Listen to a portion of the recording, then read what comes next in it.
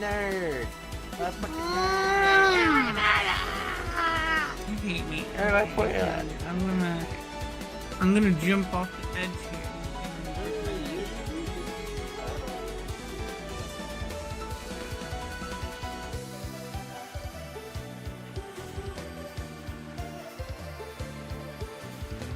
Sour. Oh, Steak. Fruit salad, yeah. These are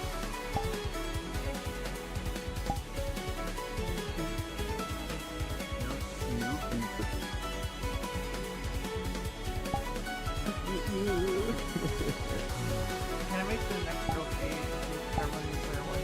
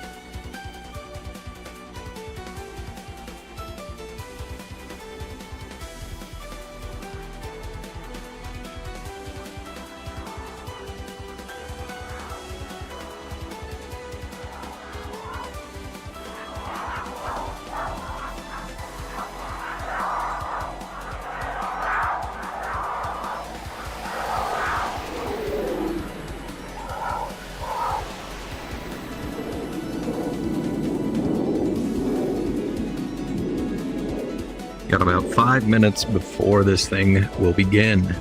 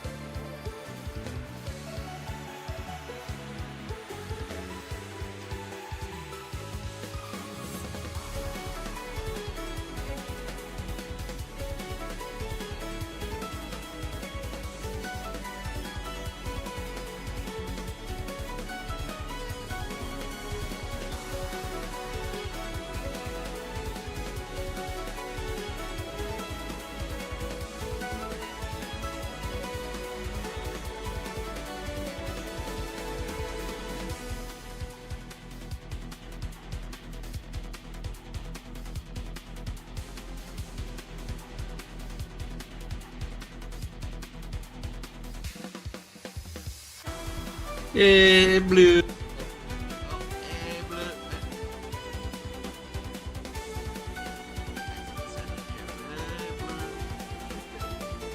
Real.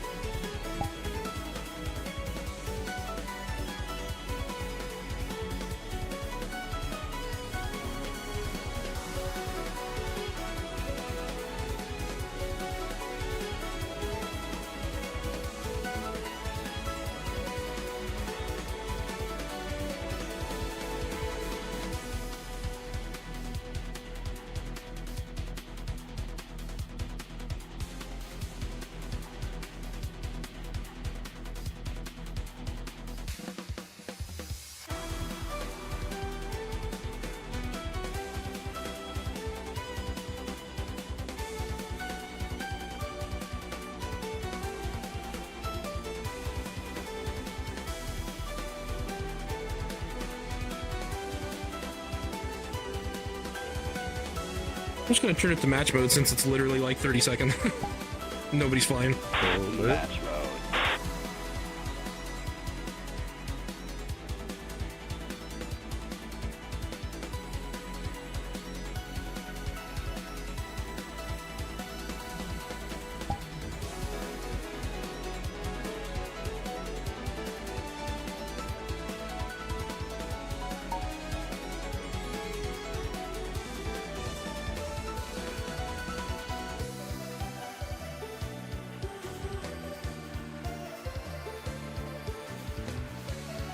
All right, let's do this.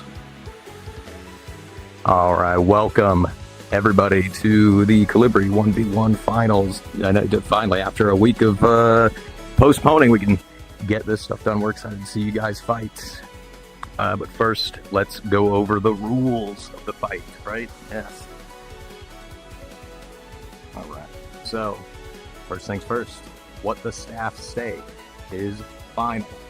No cameras or personal mirrors are allowed while flying. If you crash during takeoff, you get one rematch before losing the match. Weapons are hot after the merge. A merge is when you and your opponent cross each other's 3-9 line. After killing your opponent, you must show you can survive your last maneuver, or that you have the means of returning to level flight. There's an audio cue when you win a match. Exit the plane immediately after recovering from your last maneuver. First match you lose puts you in the loser's bracket. Losing again eliminates you from the tournament. If you are matched with a player you have blocked, you need to unblock them for the duration of the match. Failure to do so will result in being disqualified. If you collide with someone during your match and they survive, you may ask for a rematch. However, they are not obligated to accept and would be named the winner. The use of software that simulates key presses such as auto hotkey are strictly prohibited. If you are found using any type of software that makes inputs to your aircraft's flight controls without the need of your own effort, you will be disqualified and possibly banned from future competition. If you disable your opponent's aircraft, then crash or leave your aircraft, they manage to get back control or they make it to the airfield, they will be named the winner. Make sure you confirm your kills. With that, I'm joined with Ribbon, Cube, and Cosmo up here. Let's get the first match going. Yeah, right off the bat, Piku's not here yet, but we're gonna have to move from that one. Rega is also not here yet. Can we get messages sent out to both of them? Well, we do got our first match here. Tiohu and Critical Force. Tiohu, have you go cyan. Critical, you're gonna go orange. Let's get it on.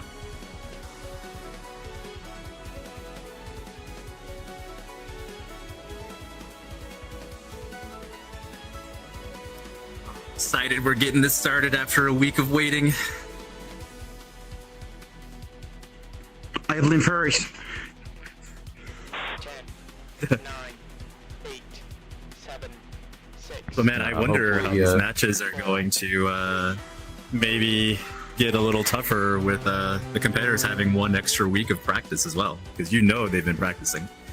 Well, I mean, there's some that have been, some that haven't been. We'll talk about that real quick. Tiohu, he's definitely been practicing all throughout the first week when we were anticipating finals, and throughout the last week as well. He's really been getting after it. I know all of the JP guys down there. Shout out to you guys. They've been really getting after it and should see some pretty good fights of them. Critical had an absolutely amazing performance in Block A. Hasn't been practicing as much, but that's no reason to count him out yet. He's a fantastic dog fighter. He definitely knows what he's doing. Might have a couple tricks up his sleeve. Looks like Chohi was already offsetting and climbing for the merge. Yeah, it's looking like he might just be trying to set himself up for a better escape to the runway if the fight goes on for too long, dragging it out to a position over the land where he wants it most or can capitalize from. At the same time, too, if he picks up his speed, he could also get underneath Critical for some exclusive turning room, as Critical has to climb over that mountain to reach him. And no line of sight here. No, they got a line of sight with each other now. There we go. Merge. Oh, and they got close enough. Smoke up. If they had their tags on, they probably saw each other from like 10 miles away. They're both opting for a nice wide and shallow climb. Critical cutting into Tiohu's circle early, maintaining his speed and following him up. Tiohu noses back down, cashes in altitude for airspeed with a nose-to-nose neutral pass. Critical, a couple of shots out from Critical. Doesn't look like he hit any of them, though. He's definitely built up position on Tiohu already. It seemed like going that wide really did not benefit him. kind of just hurt him a little bit. Oh, Rega's finally. Rega is now finally here. Hello, Rega. We'll probably go back to your match as soon as this one's over. Critical doing a really good job of working the offset and getting his nose on for a couple of snapshots, but he's being smart and he's conserving his ammo. And being real patient on that trigger, yeah. Yeah, no, he's waiting. They gotta conserve their ammo. Longer. He's waiting for a longer snapshot. He wants a better opportunity for it, something that's going to give him a way wider window, which it looked like he had one right there. He took a couple of shots. Not enough lead, though. These bullets are not very fast. Well, what are you kidding? Like, the muzzle velocity on these things are great. Especially like fire rate isn't the... Fire rate's not the greatest. That's okay. A couple more 20 mil shots out, and he took his engine out. No, that's awesome. Okay, engine out completely. But still has control of the plane. It looks like he's making a break for the airfield, or at least he's going to attempt to. Critical, hot on his heels, nose on, shots out. Can he cripple his plane more to the point where he can't control Hit him more. He's flat. There you go. Flat spinning. Oh, he's out of control. We have the negative bar. We have the first one. Oh my lord, he about made him explode, but Critical's all out of ammo. Yeah, no, there's no recovering that. Critical Force gets the win. He had plenty of even if he crashed, he had plenty of altitude. No, that is an example of the new, quote unquote new. It's been almost a year since it got released, the Cypherflex 1.7 damage system. Oh yeah. All right, well, I saw that he returned, so we're going to go back to this match already. Rega and Ace King. I know Ace King was here. I saw him earlier. Rega, you're going to go cyan. Ace King, you're going to go orange. Gentlemen, go to your planes.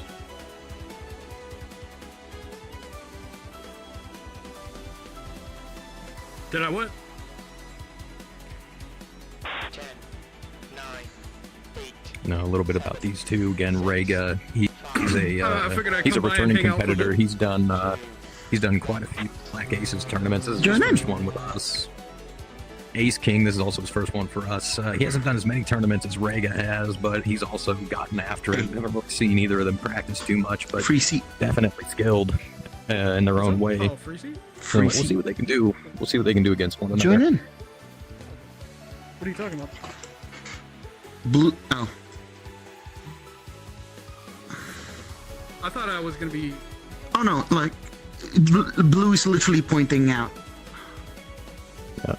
Ace King is. What is it? Conceding the seat. Deficit compared to Rega. Did get off the ground just a little bit later. Maybe he had his flaps down for longer than Rega did. What are you doing right now? It might be something Rega can capitalize on, but I'm not sure it'll make too big of a difference. Closes the gap between their merge deficit, or at least their speed deficit. Looks like it's about 10 knots now. Hey, you gotta justify that DA sponsorship. And I'm going straight on. Get on that. Into merge. Bro.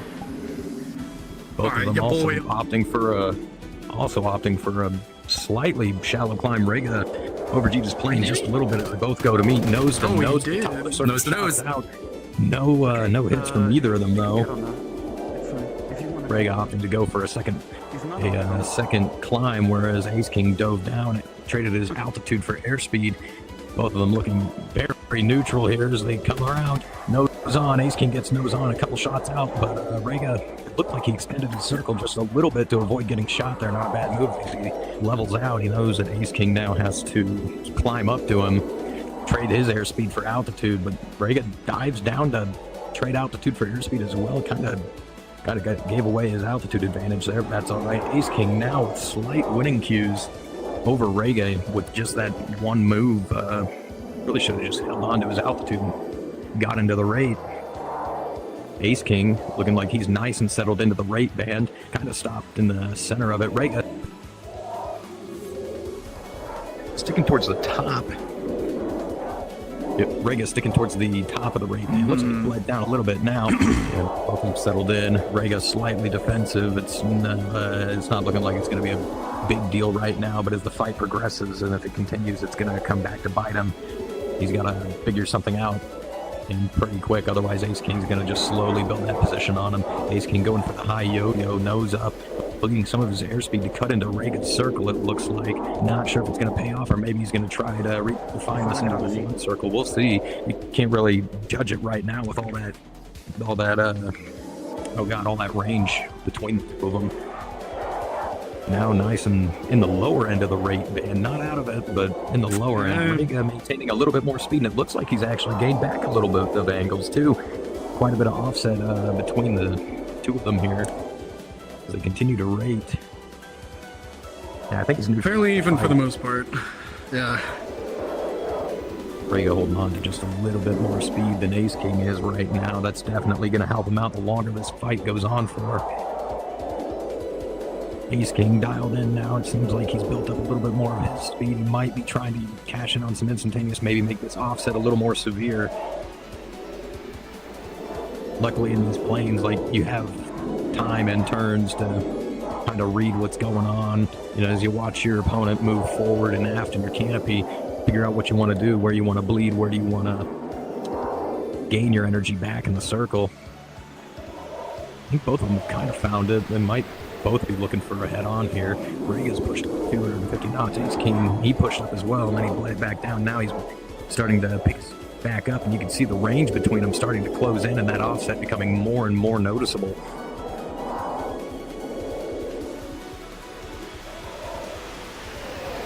And we'll see how they work it here in the next couple of turns. Ace King's queuing in on it, pulling his nose in, making that offset even more severe, closing that range even more, and reversing his turn into the reversal of the train.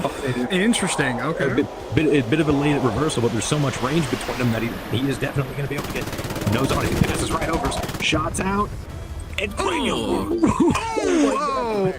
right. Oh, wait a minute. He's got to land this. No, he's going to have to. Yeah, no.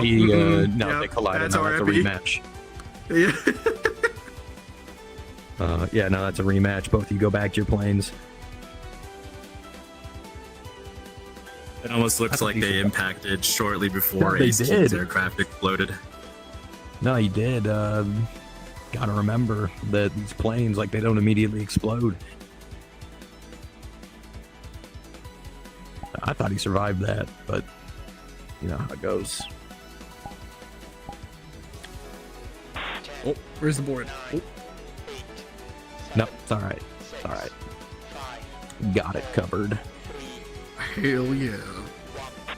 Also, while I know we all celebrated Benjamin's birthday yesterday, there's another one going on right now. Everybody wish a happy birthday to one of our competitors down there. Foolmon has a birthday today as well. Happy birthday, Foolmon, and good luck to you. Happy birthday, happy birthday. 誕生日おめでとう. Yes, no, I'm sure a lot of the guys down there knew, but if they didn't know, they're pleasantly surprised, and you can wish him a happy birthday. The hint, hint, nudge, nudge. I'm sure they definitely won't throw their matches for him. Yeah, he's probably not getting that kind of birthday present. No, he's not going to get that kind of birthday gift. Honestly, it'd be it would be doing him a disservice to take it easy. Do not. Happy birthday! Glad you're here. I'm still trying to win.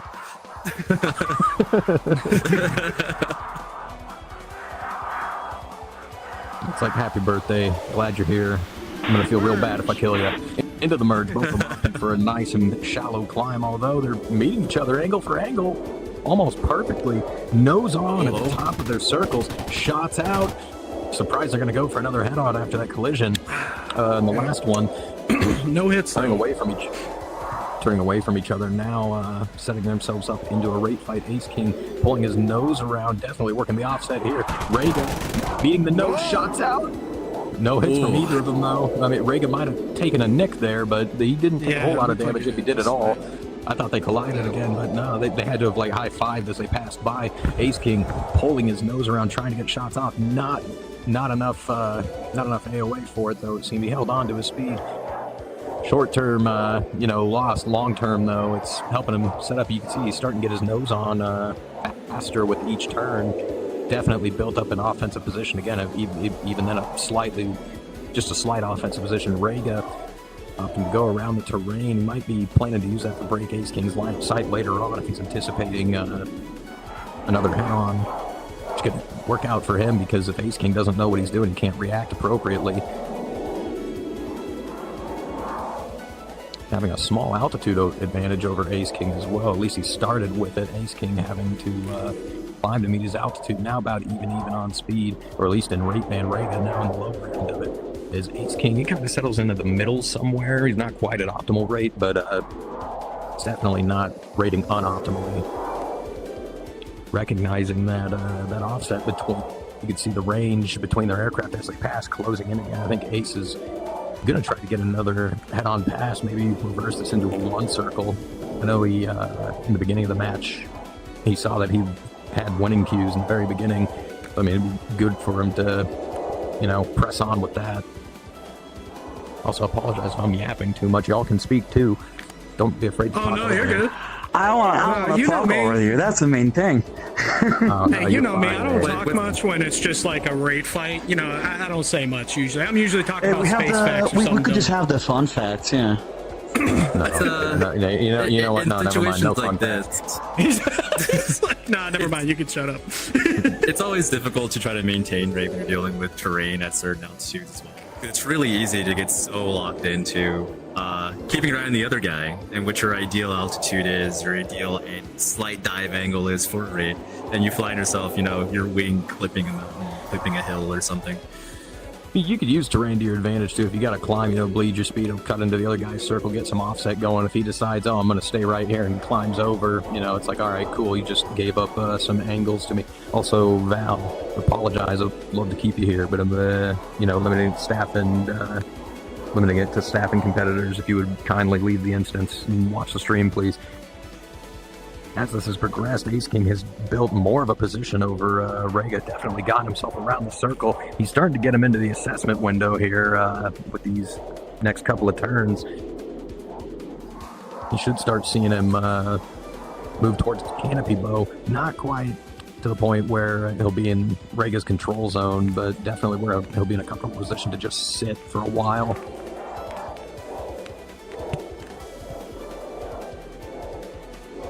This is also going to go into strategy, like if Rega breaks out at the right time, like if they're going for the fuel game, Rega gets Ace over that terrain and he starts losing engine power, Rega can make a break for the airfield, but he's got to time it right.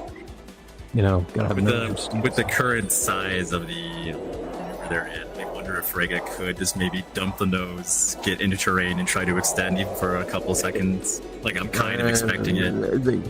They could. I mean, right now with with Ace having to constantly climb over that peak, Rega's breaking line of sight with him over and over again. He's doing a really good job of maintaining his minimum speed, though. Building it back up, he's cutting into Rega's circle, building an even better and better offensive position on Rega. The more Rega just sits here, though, the faster that window for them to do anything defensive and make Ace King make a mistake, it closes, and it closes fast. Ace King starting to settle in to the control zone as he works way around the circle. I apologize, but unless you're staff or competing, I'm going to ask you to please leave, go watch the stream, just so that these guys have the best performance possible as they fly. Thank you. Ace King having built a really nice position now. He's got a very far lead in the circles. More or less in the assessment window, like he's far enough now where he could pull his nose at some point in his circle, try to get a gunshot off, but it's a risk versus reward dynamic, Like, do I pull here, do I pull here? It's also starting, as Ace King is getting better position, Rega is starting to lose more of an opportunity to break that line of sight, potentially try to dip out behind terrain here. And Ace King, now we're also having fuel. Ace is doing a really... No, Ace is doing a much better job now of holding on to that speed. He's caught up in altitude. Like, Rega could potentially dive. He could potentially dive underneath the terrain and break line of sight, but he's going to have to time it just right.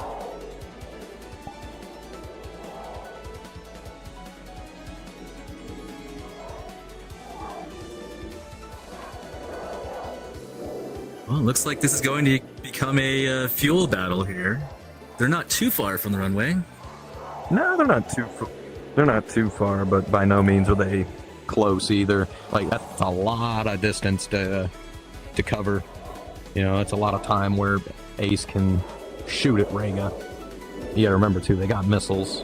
They're not great, but I mean, a missile's still a missile.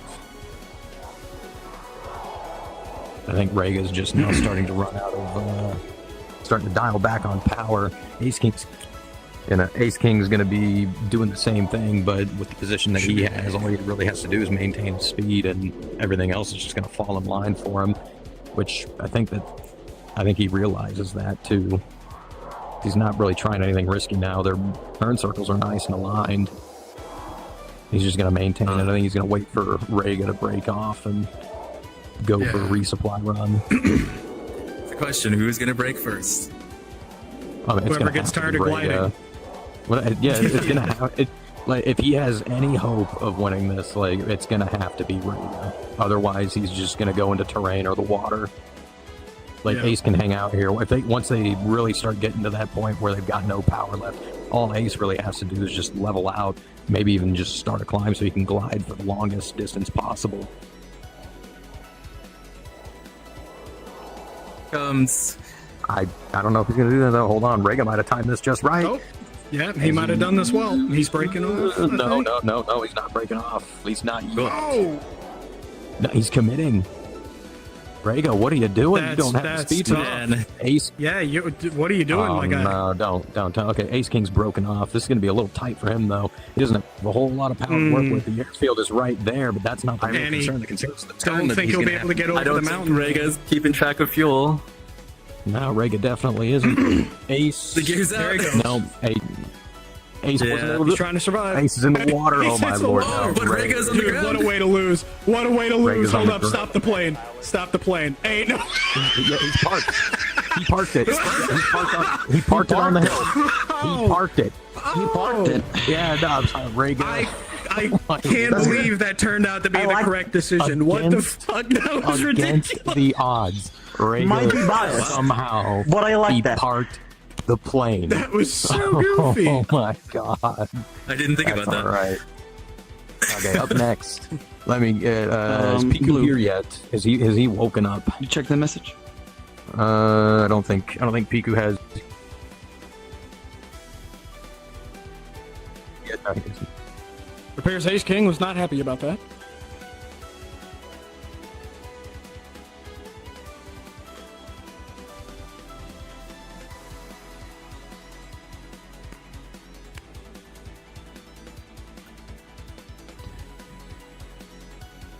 Okay, sorry, my VR chat kind of wigged out there. Let me get Kumaduki and Kaz next. Kumaduki, you are gonna go to the cyan side, and Kaz, you're gonna go to the orange side.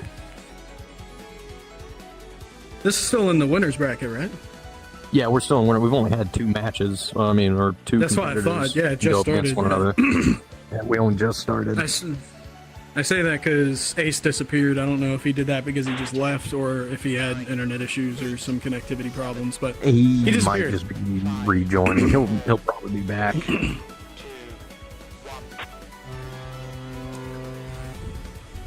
At least I hope he'll come back. That's Yeah, I guess we'll hate to see see. him just. No, I'd hate to see him just give up. Yeah. I mean, I'd be a little tilted about that loss too, but like, still in it, bro. Listen, I've had some pretty terrible losses too, but there's no reason to how it goes. give up. Yeah, That's the nature of the game. unfortunate though. Oh, man. Unfortunate. That's all right. Hey, it's always possible to fight back from losers bracket. Like, I've done it a couple times. Ben has definitely done it. I've seen a lot of people do it. Yep. Well, I say a lot, but you know what I mean. It's doable. It's an uphill fight, but it's doable. Also, Ice Mega. Oh, never mind. They left of their own accord. Thank you very much. Actually, now that I think about it, you know what Ace might have done? He might have gone to another instance so that way he could practice in between matches. Which honestly is a bad idea. Ooh, Into the maybe. merge. Going nose to nose shots immediately. Kumaduki and Kaz both opting for the vertical. Kaz going for a second one. Kumaduki going for more of a diagonal. cutting into his circle. He's setting himself up for maybe a one circle or a rolling scissors here, but he's giving up position to Kaz, who's definitely taking advantage of that as he pulls into and took a couple shots. Now, nice and established into a flat. Not quite a roller yet. Yeah. Yeah, no, back and forth. Kumaduki, it looked like he pulled he's pulled Kaz out front. He's got position over him. Like, he's getting his nose out there first. Kaz is doing a really good job, though, of climbing and diving under and over his nose as he hits the brakes. Does a quick snapshot. Doesn't look like he got any hits out of it, though. But he's definitely neutralized the fight. Kumaduki also hitting his brakes, getting Kaz to come out forward. Both of them relying on gravity as their means of energy. Kumaduki took a couple shots there at Kaz. Doesn't look like he hit any of them, though. Kumaduki took a damage there. I think he hit his wing against Kaz. I didn't really see Kaz take any damage. And now Kaz got an altitude advantage over Kumaduki, keeping it up, but he gave up position to him. Kumaduki doing a really good job of flying this plane to its minimum limits here. Just enough to keep himself in the sky. And it's keeping Kaz out front as they both Very hard when you're this low at this low altitude. Not a lot of gravity to help you maintain airspeed. Yeah, no, not at all. He's doing a very good job of it, though. He's just barely keeping Kaz up front. Kaz almost hitting him there again. We got the flaps down and everything. Man. Dude, the back and forth between these two. One goes out front, the other gets the other out front. This is good stuff. Kaz dove very good use of the air brake. Kumaduki's nose, cutting into his circle again, avoiding getting shot. Neutral pass. Like, both of them very, very close to colliding with one another. Very wide at this point. Still going for it. I know they gotta fight the urge to just yank that nose, though, because once these planes start pulling their AOA, they can get away from you. Kaz now establishing a offensive position over Kumaduki in this flat scissors. Like, he's getting his nose around first. These circles are getting a lot wider. You're going to see a lot more neutral passes. Kumaduki bailing out. No? He gave up that position. Kaz has got him out front a little bit further now. Kumaduki's really going to have to tighten up if he wants to get Kaz back out front. Now there's a UAV in the picture. All Kaz needs to do now is some good follow on, take a couple snapshots, maintain his ammo count, and really work a position. He's already got a winning position here as he rolls it over, uses altitude to. I don't know if that's going to work out well he for lines him. himself. He prevented his overshoot. Rolls it over, lines himself up. That's control zone. Maybe where are these shots? Shots out. Oh my lord! Yeah, he's desperate now. He's still. And there he is in the water. Fight. That wasn't good. Yeah, good That was fight. entertaining. Kaz taking victory from this. Kumaduki, you are not out, though. At least not yet. Good fight out of you two. All right, up next, let me get Sunny Dragoon and Savory. Sunny Dragoon, you're going to go cyan, and Savory, you're going to go orange. Man, that flat scissor took them so far into the distance. There was no way you were going for fuel. Dude, they were trading, being offensive and defensive against one another. Like, that was a really good fight. Man. CD, I got a question. Can Cy join? Usually I'm the one that can slap down some approval on this, but this is your tournament in your group, so I wanted to ask you. I made the world. I gotta be fair to everybody. Like, a lot of these guys that are competing wanted people here too, and I told them no. I apologize, but I already said no to Cy. Yeah. All right, cool. All right. Yeah. Okay, there we go. Yeah, Sonny had to rejoin there. Sonny, go to your plane. You were there, Sonny. But yeah, if I told them no, then I'd tell everybody no. You know. Oh, yeah. No, fair. No, that's why I It's asked. not personal. We get it. 9, 8, 7, 6, 5, 4. A little bit about these two. Sonny is also, he's really expressed that he wants to win this one. He's been putting his nose to the grindstone and practicing. I don't know if it's been to the same extent as some of our Japanese competitors, but I know he has been testing the limits of this plane. I mean, it's shown in a couple of his fights, too. He got second place in the block for a reason. And then Savory, who his first tournament, believe it or not, was the Black Aces Colibri tournament. I know he was coming around with me and Jono a lot and practicing for that tournament, and like the leaps and bounds in progress that we've seen with Savory is absolutely fantastic. Like we got to see him, when he first got introduced to aviation and dogfighting, and now he's an absolute force to be reckoned with. Like, easily one of the best in the game. Easily, doesn't even matter what plane you put him in. Like, he can fight, and he can fight very, very well. Very good. I was very excited to see him come to this one. So I want to say, I think he got 5th in the Colibri tournament, the last one in the for the Black Aces. In the merge.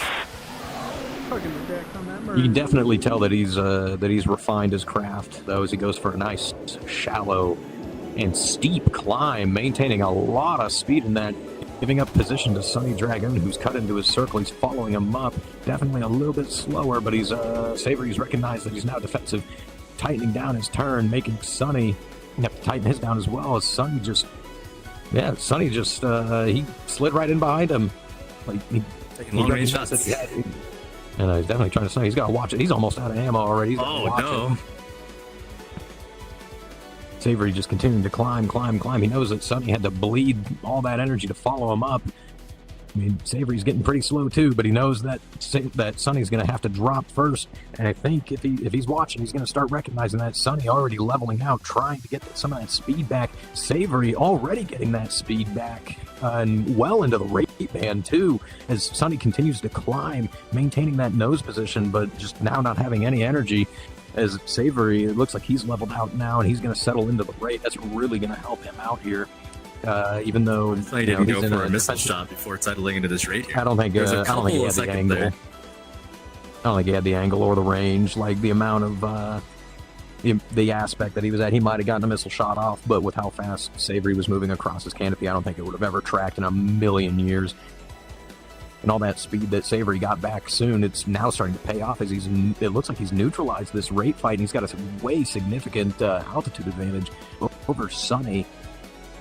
I mean, it looks like all he has to do really is dip down that nose, maintain that speed that he's got, pull in some instantaneous. He could slot right in on Sunny. Sunny's still very, very slow. He's not really gaining any altitude. It actually looks like his nose is dipped down. He's trying to regain some airspeed. Yep, right there. He's diving down. He's trading his altitude for airspeed as he starts building a lot of range between him and Savory. Savory launching a missile. Sunny flares it off just in time. Good stuff. You saw that fly right by him, huh? No, looks like he's going to try to bring Savory down to the deck with him, and he's going for ammo. I mean, not a bad move, but still giving up position. I would be flaring while doing this. Yeah, no, definitely.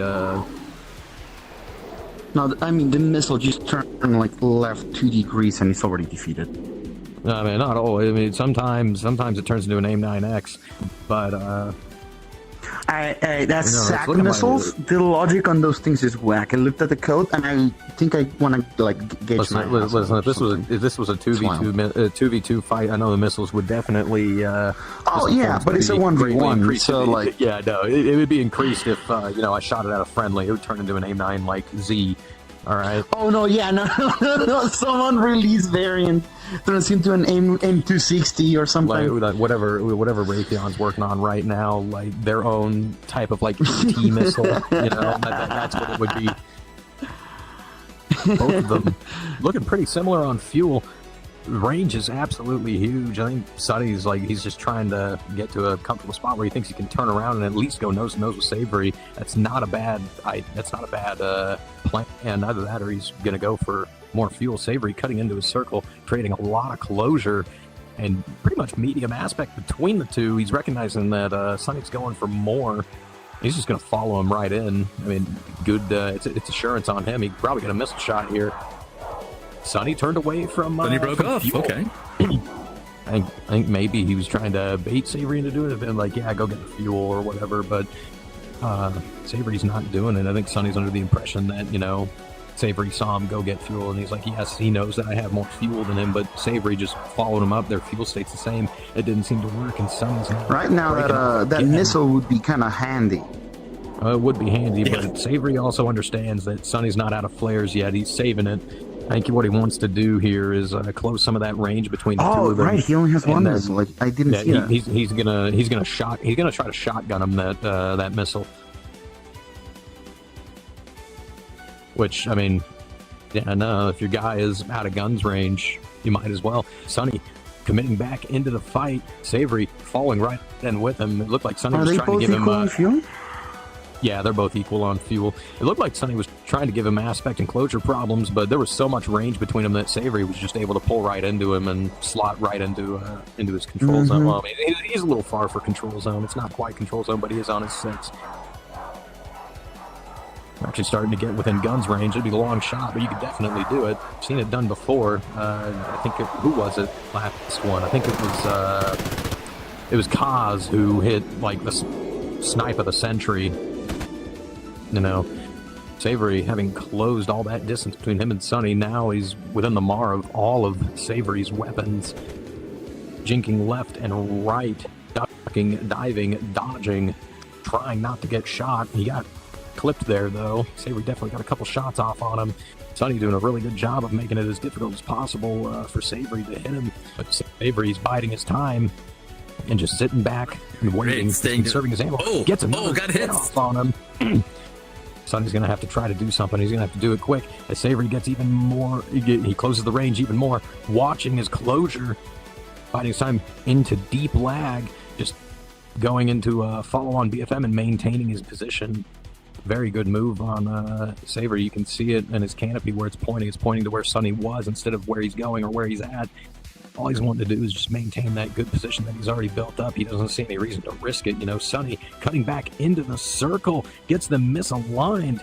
He has a potential to put him into the roller here and go offensive, but Savory extends away, continues to stay into deep lag. And like he's not giving Sunny any of that closure. He's not giving Sunny any of that closure that he needs for the overshoot. Although it might have been Sunny very much seems to be in a situation where their RTBing for gas is definitely not an option anymore. Well, no, now they've committed to the fight, and in the roller too. Like they're fairly neutral in the roller with all this range. You know, there's a lot of stuff that they could do. Like they've got their options out in front of them, but you know it's going to be up to him to capitalize on it. Savory just keeping himself in nice and deep lag, you know, maintaining his position. He's not giving Sunny any closure to work with. Sunny more or less staying in pure. He might be in slight lead right now. He's at least in pure.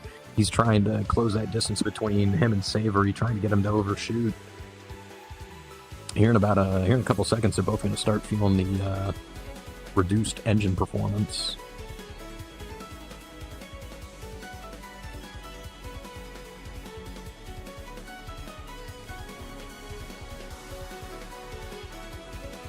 Looks like Sunny's he's built a little bit of a position over over Savory. I mean, you can go into deep lag. You can only stay there for so long, you know. As Sunny starts cutting into his circle, now they're both going to be, they're both feeling the reduced. Right. If only Sunny had more fuel to take advantage of that over time. I mean, Savory's got just a little bit more, and Sunny's breaking out now. He's heading for the air. Going for it. Savory set himself up on a really, really nice position here. Still behind him, but not as far as before. Sunny's got even less flares than before here too. He's down from 10 to 8. I mean, that's still more than enough, but it's all going to come down to timing if Savory wants to hit him with that missile. I don't think he's going to have to, though, as he closes the range, shots out. Oh, and yeah, he took him out. That's flat spin. Yeah, that is a victory for Savory as he climbs away. Savory definitely has the means of returning to level flight. He's got more than enough. He's got more than enough altitude to pull it off. So good job, Savory.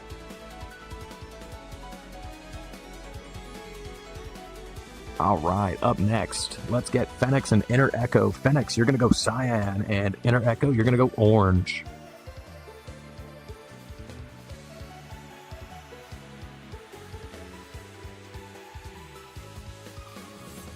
I'm gonna let him respawn that plane. It's faster than just killing it. Yeah, that's good. 10, 9, 8, 7, 6, 5, 4, 3, 2. You know, this one should be a fairly even match, I think. I mean, Fenix has definitely been around for a little bit longer than Inner Echo. I don't know too much about Inner Echo. I know that he enjoys dogfighting. He's been going to all the practice instances and putting his nose to the grindstone as well. I'm just glad he was able to make it. You know, he's messaged me earlier today saying, "Oh, dude, like I'm not going to be able to make it," but No, he was able to. He was able to after all. So, like, just glad to see he was able to come and compete. Well, that's great. God, he could make it, and all the other competitors could make it after the kind of forced rescheduling we had. Yeah, no, we're not going to talk about that. The servers got melted last weekend when we wanted to do this. And here we go. Both of them merging fairly equal. Echo just a little bit faster into the merge. Fenix looks like he's following the ladder, going with a nice, wide, shallow climb. Echo cutting into his circle, leveling out, keeping his flaps down. That might be a little detrimental to try and pick up your speed, but you definitely got the position right now with your nose on. Fenix turned back into him. He recommitted. He didn't continue his climb. Okay, no, that's a little bit of a questionable move on his end.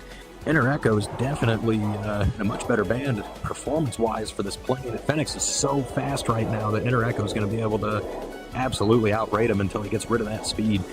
Although Echo is holding on to a little bit too much right now. He's starting to bleed it now, though.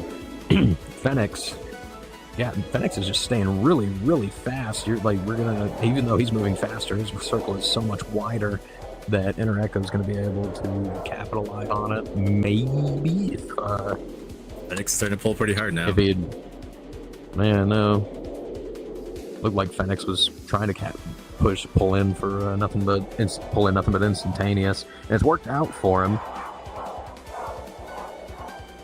Is he gonna be able to maintain it though? That's the question. Oh, he definitely will now. Now that Echo is dove away and extended. A very wide reversal. Looks like he's trying to take him into the roller. Which, I mean, not a bad idea, but you got to commit to it. He keeps on reversing his turns, and all it's doing is putting him right out in front of Fenix's nose as Fenix slides right into his control zone, or at least his assessment window. Yeah, I know early on, like, Fenix gave up position, then Echo gave up position. Fenix launching off a missile, and I mean, they were turning so sharply that thing was never going to track. Echo pretty much min-ranged that missile with how close they were. As he continues to try to redefine the fight and take Fenix into a roller. Fenix isn't having any of it, though. And he turned away from him? That's surprising. What? Okay. Almost hit the water there, too, it looked like. Neutralized the fight. Although Echo didn't really commit to him, so it doesn't seem to have changed anything because he didn't commit to his turn.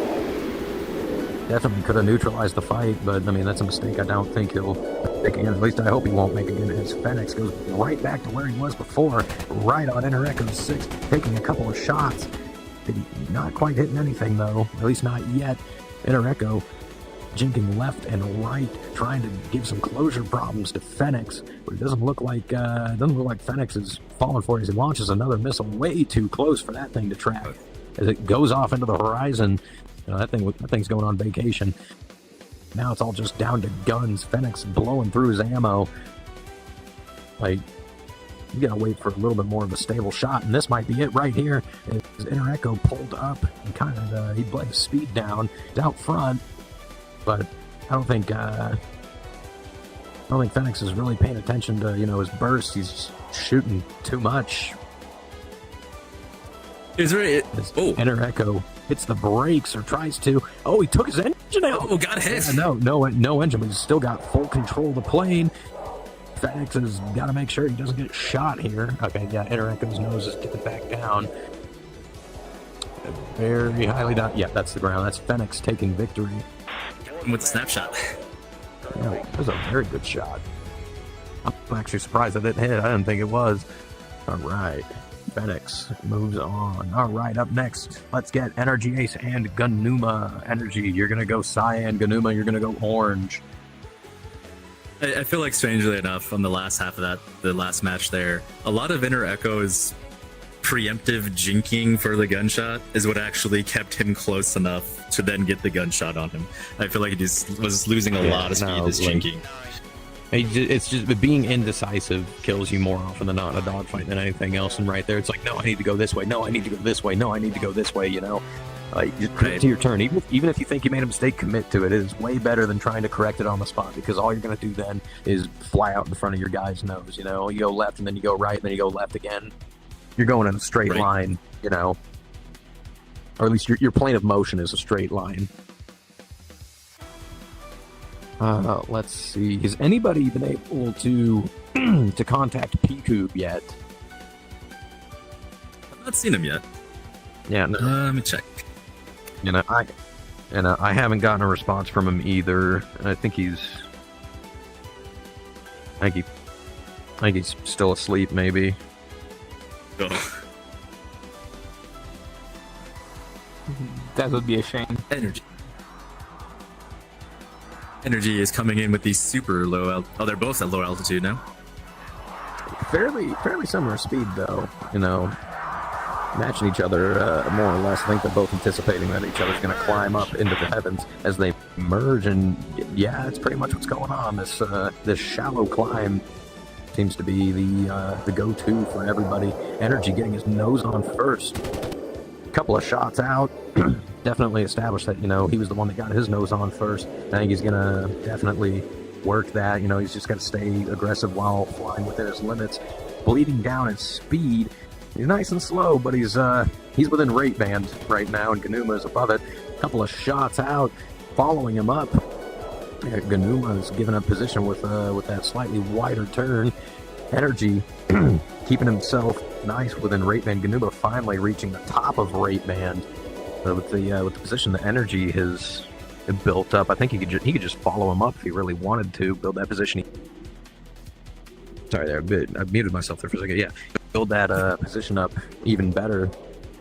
Now Ganuma, I mean, even though he's going faster, he's much higher. His circle's so much wider. Like, Energy can maintain this position right here until Ganuma either hits the altitude ceiling or until he decides to come down. Although they're fairly even on altitude, like, Energy's not that much lower than Ganuma is right now. If he can get further and further behind Ganuma, then he could just focus on his climb, you know, level himself out onto the same plane of motion and have his control zone, which I think that's what he's doing right now. He's maintaining that constant 280 knots as he climbs up. Ganuma's climb is much more shallow. You can see it in his screen that Energy is getting closer and closer to matching his altitude. I think right here, yeah, he has. Ganuma's starting to climb a little bit more, but I mean, Energy's got more than enough speed, and he's within rate band to just follow him up.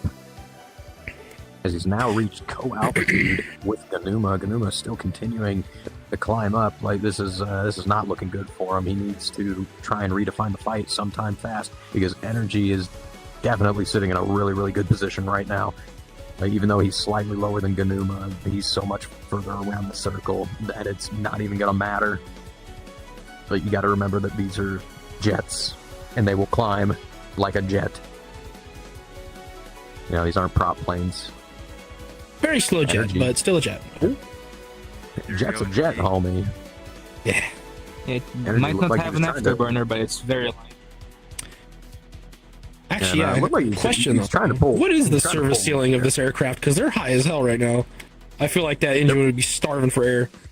Nah, they're probably at like 20,000 right now at most. Like, That's true. altitude Actually. Yeah, well altitude within ceiling's about the 50. limits.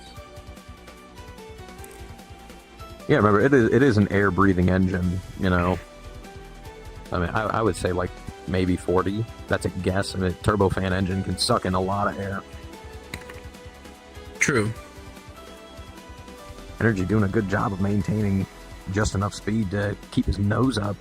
Ganuma, looked like he just maintained his climb over and over again, but now he's dipping his nose down, thinking Energy is in a state where he has to dive down and away, but that's just not the case at all. They're both more or less at the exact same speed.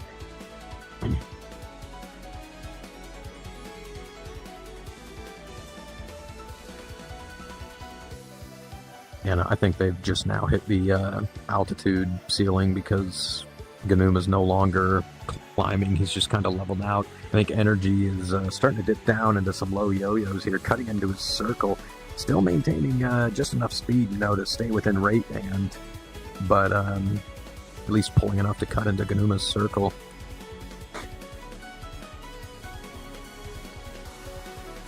still maintaining slight offensive cues over Ganuma. Ganuma just kind of, he circles around. He's just watching his opponent. Wait, you see what he does. Energy cut into his circle. He's really, really slow now. Ganuma locking in on this. Shots out from Energy.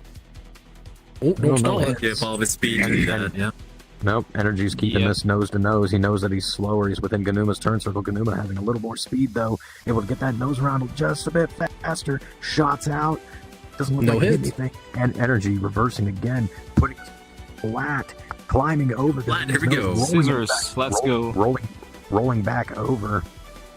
And turning into Ganuma. Ganuma using more altitude to try and get Energy out front. And now developing that flat into a roller. A very slightly wide roller, but a roller nonetheless. And it looks like Energy's got Ganuma out front ever so slightly. He's got a slightly better position. And he's keeping his lift vector on Ganuma. Ganuma looked like he had it off there for a second. That gave up turning room to Energy. Shots out on a quick snapshot. No hits yet. But Energy has maintained his position so far throughout that climb and has regained it again into that roller. He bust out into the ray. Ganuma looked like he tried to ditch the fight, but Energy's got so much nose position already. It's dangerous. Honestly, I think he should have just committed to the roller. Now Energy's got a nice offset to work with. He's got plenty of energy to follow up with him. Ganuma going with a very wide, very late, and very questionable reversal out in front of Energy's nose. Yeah, no, he more or less gave up even more position right there to Energy. Yeah, let him drive right into his elbow there. Yep, no, Energy's got him in the assessment window now. They're both starting to run a little low on fuel. This is not looking good for Ganuma. And they're both fairly similar in altitude as well.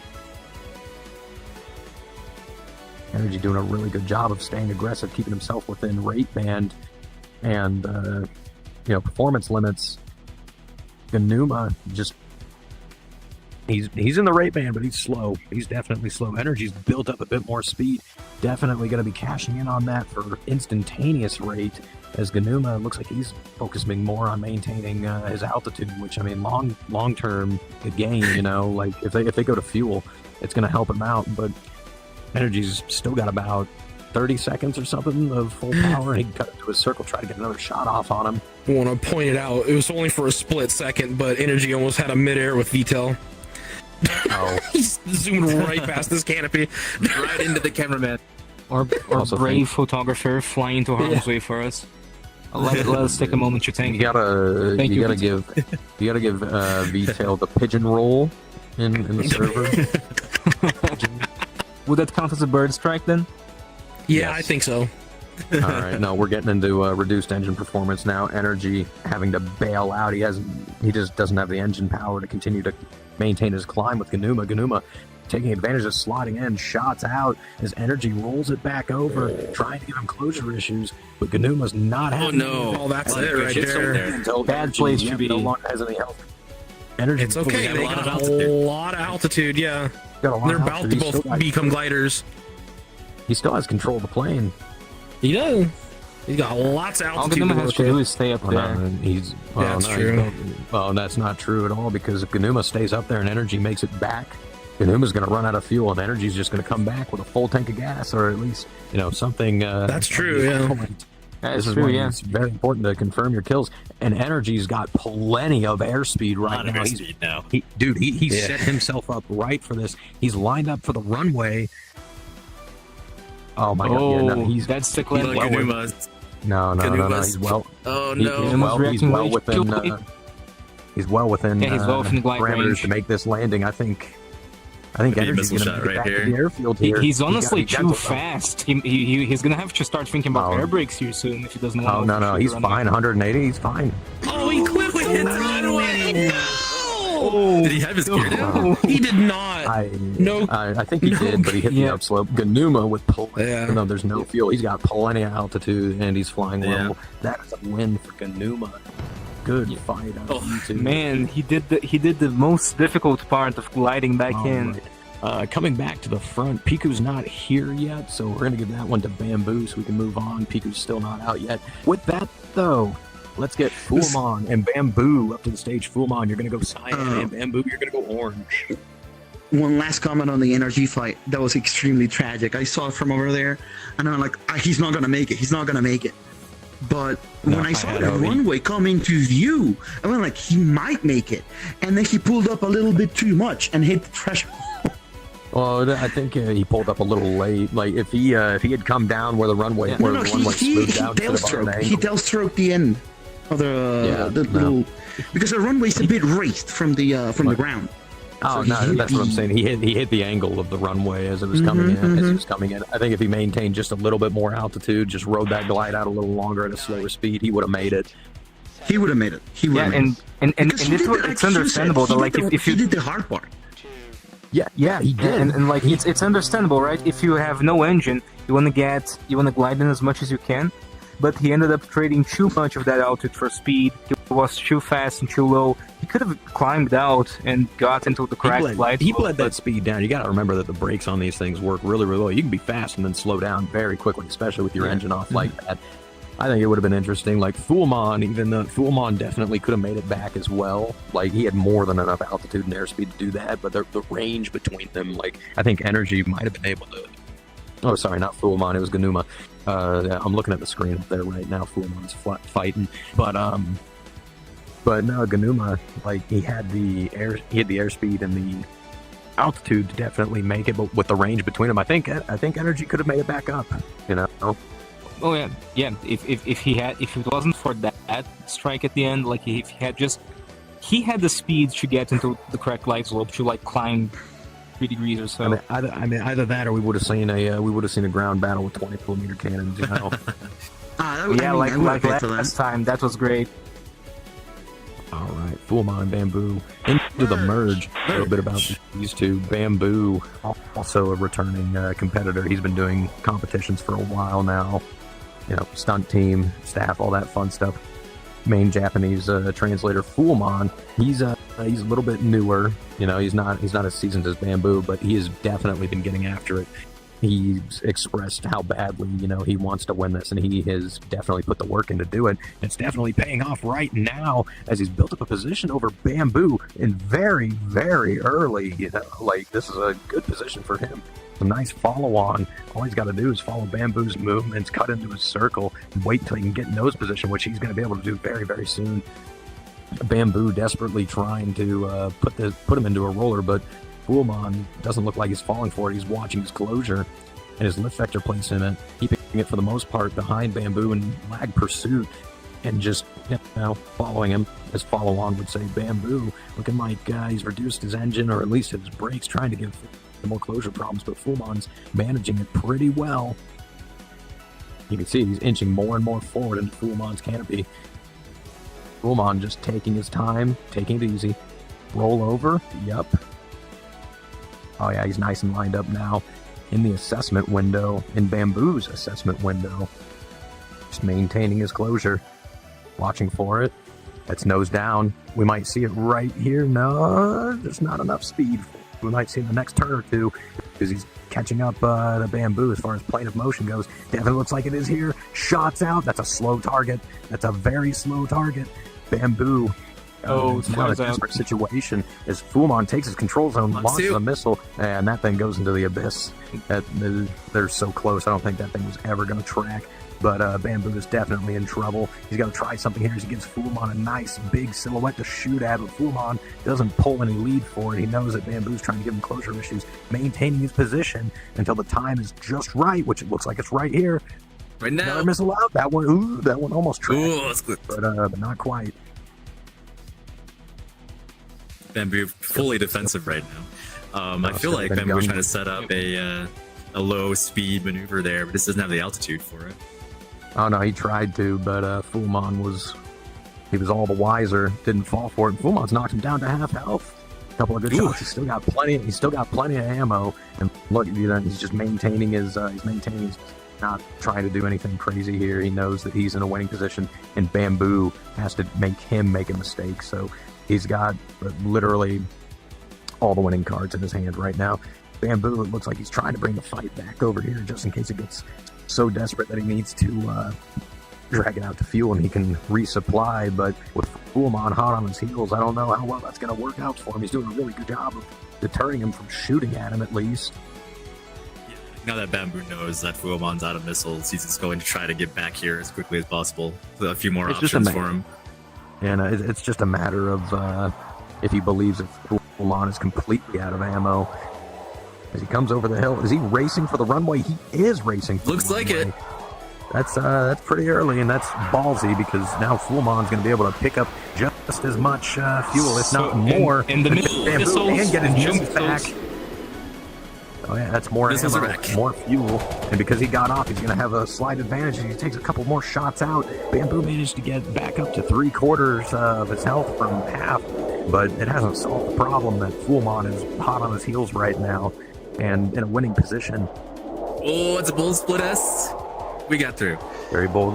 You know, he's he's maintaining his speed very, very well. Actually, he's well within his performance rate band, his rate band and minimums.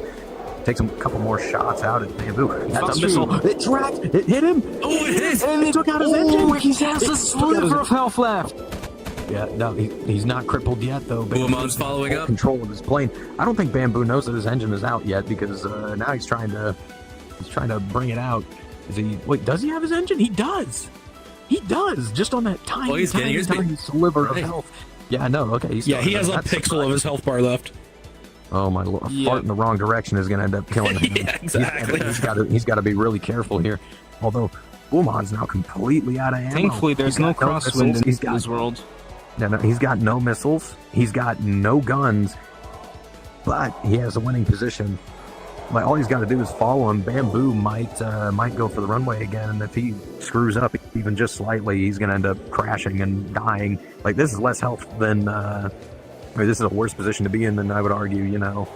Energy was in earlier. Oh yeah. And if you're in Bamboo's position, you're definitely assuming that Fuomon also got more ammo. Like that guy has to have more ammo. 100% that he's going to make that assumption. I mean, I don't think. I No think gear? he doesn't have Going for the missiles runway. yet, but he definitely thinks that he has gun ammo. He better not mess this up as he touches down. Someone went in slide it. No, that's uncomfortable. That's uncomfortable. Slammed it down.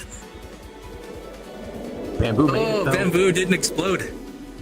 And He's taking on a lot of fuel and ammo. Very risky move Back by up, back. Bamboo. Oh, Just but back up Fuomon now. got ammo. Can he get it back off the ground though? Oh no! Oh, he had Bamboo is so just slow enough. here. Oh, he's so screwed. That's a missile. Bucks two. It hit him. It looked like it exploded like it hit him. That's guns out. He's at him. He's Out of again. ammo. Oh my The goodness. tide turned. Fuomon's got position, but he doesn't have as much fuel as Bamboo has. Yeah, Bamboo just has to last. Oh, hang on a minute. Bamboo is still jinking and flaring. I don't think he knows that Fuomon's out of ammo. He Right. might make another desperate attempt for the runway, and that Yeah, would he might. definitely help. It might definitely help Fuomon out. Oh, you realize he switched his smoke on too. Yeah, he's turned back around. He might go for the runway again. That's going to help Fuomon out a lot, if that's the case. I think he thinks he still has gun Fuomon has ammo. demonstrated Yeah, I'm pretty sure, exceptional yeah. patience through this. Like, if I was in Bamboo's shoes, I would definitely assume he has ammo because he has shown very good restraint before of like waiting to just in the Bamboo's right only spot. got one flare left, and he goes for the runway again. Oh, he jinked the bailed. runway, though. He bailed out. Fuomon got around just enough. Got a little ammo. He got his Middle missiles and back, two too. sidewinders, This is not, two winders. This is not good for Bamboo. Yeah, Bamboo has better energy coming around this though. Not much. I mean, they're both equal on energy. The issue is that Bamboo's got a lot more fuel than Fuomon does right now. Yeah, they entered the raid, so now Bamboo just has to outlast. So now Fuomon's got slight position over him, and Bamboo straightens out. Oh no. Okay, well, we'll see how this plays out. Well, Whoa. I think Fuomon's also coming in for ammo. He's He playing just safe slammed here. this plane down is amazing. Yeah, he's only picking up onesies and I think twosies, that's but the it's network gonna because keep him if up. they actually put the plane down like that, it would have been very bad. Bamboo straightening back out, building up some range. No, Q kind of verified it. Fuel. He gave up a little bit of that position there. Fuomon, he's getting by. He's got enough to make a power play here if he really wanted to. Yeah, no, Bamboo is not in a good position here at all. Like, Oh, hey, he finally realized This his is one of smoke the zone. most exciting fights Yeah, I've that- seen today. Oh, no, hey, bamboo, I know you can hear me. Turn that smoke back on. Anyway. Oh, it's back on. He turned it back on. There you go. Yeah, they're close. They're close enough now that they can probably hear us, especially right now as Fullmon comes back around. He goes, "Hi, Fullmon, happy birthday!" Flew the screens. Through him. You know, we'll see what they can do. Fullmon doing a little bit of a yo-yo. Yeah, he's trying to set up an offset here, which I mean, not a bad move on his part. Watch out for that ATC. Looks like he's going to get that offset too. Very heavily offset, but I mean these aircraft turn so wide, you know, that it's like you got time to plan and react, making it more and more severe. Bamboo, More and more extending fuel. out, picking up more fuel. You know, like not a bad move, but it's giving up more position. The more he does this, like he built up all that range, so that way he could go get more fuel. But I think Fullmon, the way that he's working his offset, he's going to be able to go get more if he wanted to. No, he's had still to gonna jink the tower. No, he had to jink the tower. That's what. Yeah, just for a second there. All of them settled into the rate. I think Fullmon might also be trying to set himself up to where he doesn't have to turn and avoid those towers or those obstacles anymore. Yeah, right there. That's what. It's Extending Fullmon out. going for a fuel. Yep, picked up a little touch bit and more. go. That's all right though. Hey, you know what? It's more than Bamboo enough. might have caught on. Oh no, he definitely did. They built up all this range as Bamboo pulls around, nose on, shots out. But did he hit? Oh, good hit! Oh my lord! Takes him What a dead stick, snapshot. and Fullmon overshoots the runway. Yep, he did. He's faced away now. I don't think there's a way for him to. Yeah, there's no way. Turned really No. hard. Gear That's it down right there. in the last ditch effort, but to no avail. Bamboo takes it. With the green smoke. Bamboo played the iconic. long game. Oh no, he definitely did. It was not. I mean, if Fullmon, hit shots earlier, I think that would have been a different story. He built up a good position there. All right, up next, let's get Rega and Critical up to the stage. Rega, you're gonna go cyan, and Critical, you're gonna go orange. I know I saw Rega here. Yep, there he is. Yeah, I think we can call that one of the most exciting fights we've seen tonight. Like, it came down to one last sliver of health there. Very close. I don't know. I think right now, I think Kaz and who did he fight? It was Kaz. Was it Kumaduki that he fought? Oh yeah, the flat scissors. Yeah, and the the extended flat the flat that turned into a roller. That was a really, really good fight. Oh yeah, I think I wasn't here for that. I was trying to solve some issues. Oh no, it was a really good fight. That one might be fight of the night, at least right now. I also have to take this moment really quick and point out something with how well Fullmon was doing. Fullmon's actually a general representative for a VR chat aviation group dedicated to helicopters. They're called the Virtual Helicopter Aviation Group. So he's like, he's a helicopter guy, and he's fighting this hard in fixed wing trainers. That's pretty good. You saw it, like he had a great position. Absolutely amazing start. It was just that long game, fuel strats that really came back to get him. When they built up all that range between one another. Other than that, no, he was doing absolutely fantastic. I would not count him out of this yet. It is pretty crazy though when rotor wing guys come over to the superior form of flight. Never seen that before. Anyway, into the merge. Critical having about 20 knots over Reagan as they both go into a nice shallow climb. I say shallow, a nice and easy climb, I should say. Reagan having cut into critical circles, they now settle more into a horizontal. Critical going for the second vertical pass, cutting into Reagan's circle. Reagan continuing on this horizontal climb. Not sure how that's going to work out for him. He should follow Critical up always maneuver in relation to your opponent. And did Rega over G his plane? I think he did. He's down to half health. Oh man, that's a free 50% knockoff there. Yeah, I know. It's definitely hard to do, but you can over G these planes. While we're here with both of these guys in the rate, one thing I found curious. Usually, competitors go straight on head-up. In the previous fight, though, we kind of saw both of them go off 45 degrees each side for a while before turning into merge. Would there be like a strategy behind that? I think what they're doing with that, as Rega reverses his turn, now they settle into a flat scissors that critical is definitely winning right now.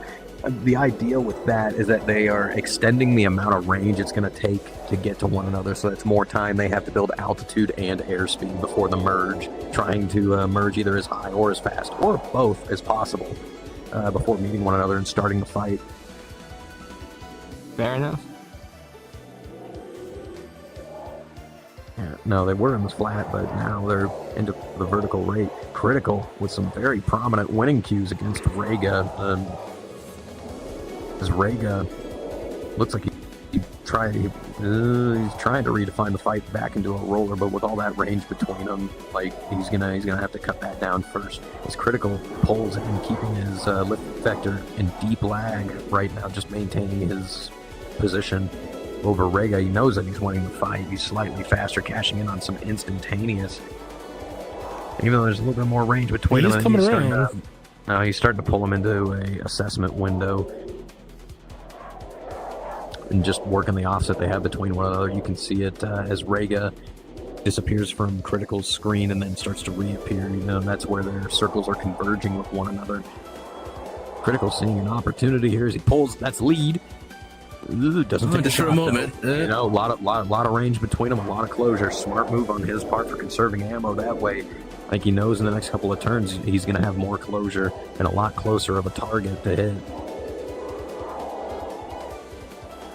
Right there, pure lead. Yep, shots out.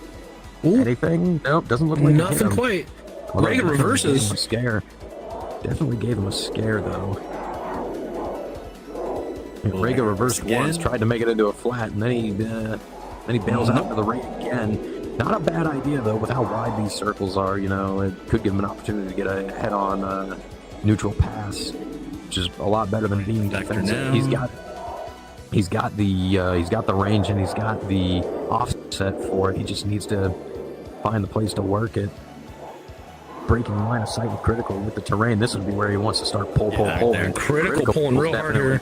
Here we go. He understands. Gonna get a head on maybe? No, not quite. Rega's neutralizing it more and more with every single pass, but he's got to start pulling a bit more as he comes around, like right about here.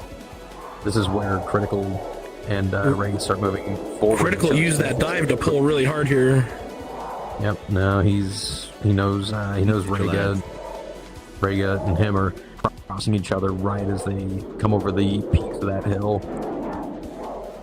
Like, he doesn't even need to see Rega. Rega's continuing to hold the same speed, trying to outrate Critical. The Critical's here we go. Working the offset. Nose on, shots out. Doesn't look like no contact. As Rega reverses back into a flat scissors again. He reversed a little bit late. Critical having a slight positional advantage, but Rega pulls in a little bit more. Shots Very out. close. And now he got Critical out front from one pass. Critical though opting to thumb himself down by trading airspeed for altitude.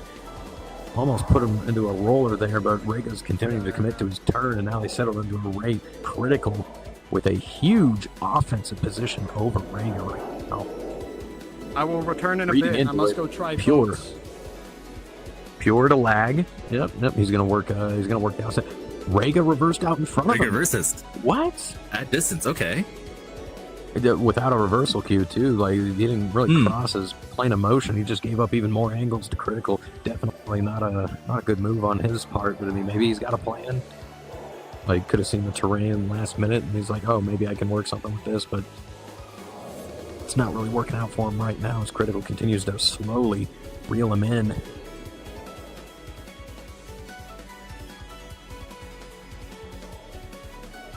This might be it right here. Critical's in Pure.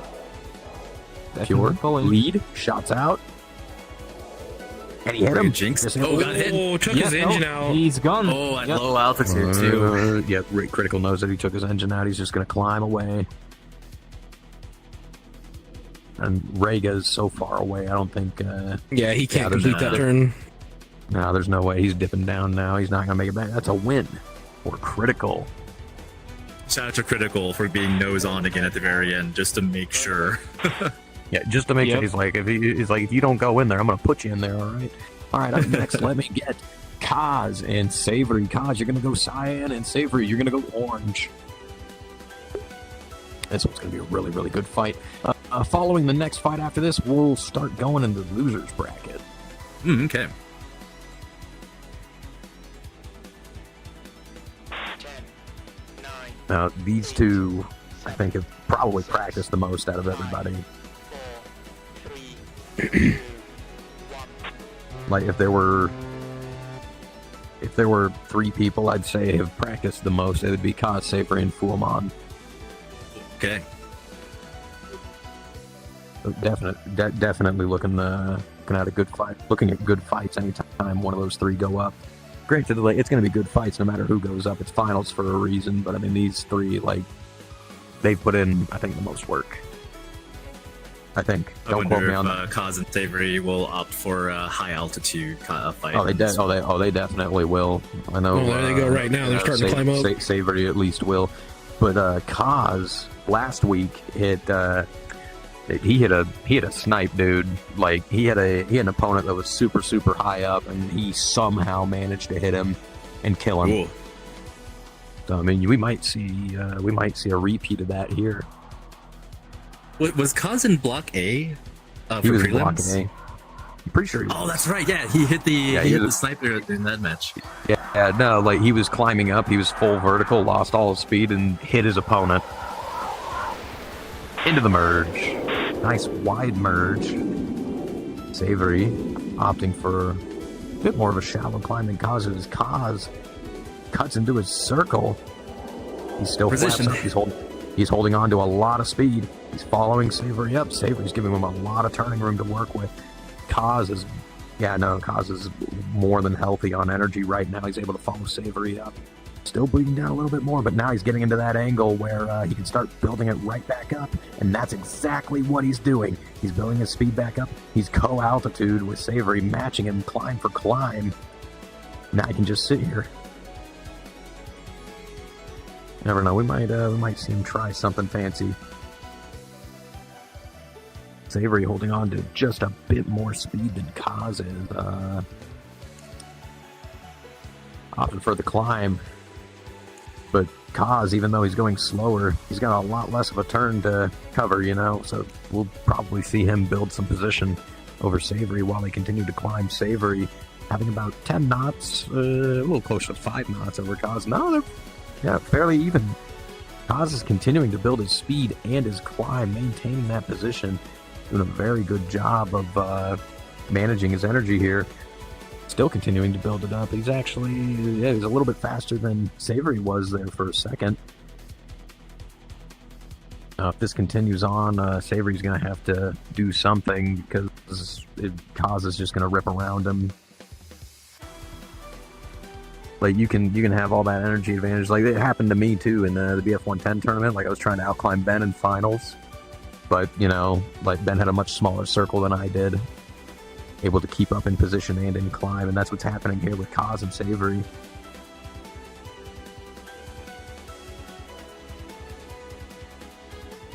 Looks like we're taking this one also to max altitude here. We're definitely really are. down. But Kaz is already in the assessment window, though. He's got Savory like on his canopy bone. He's just holding him there.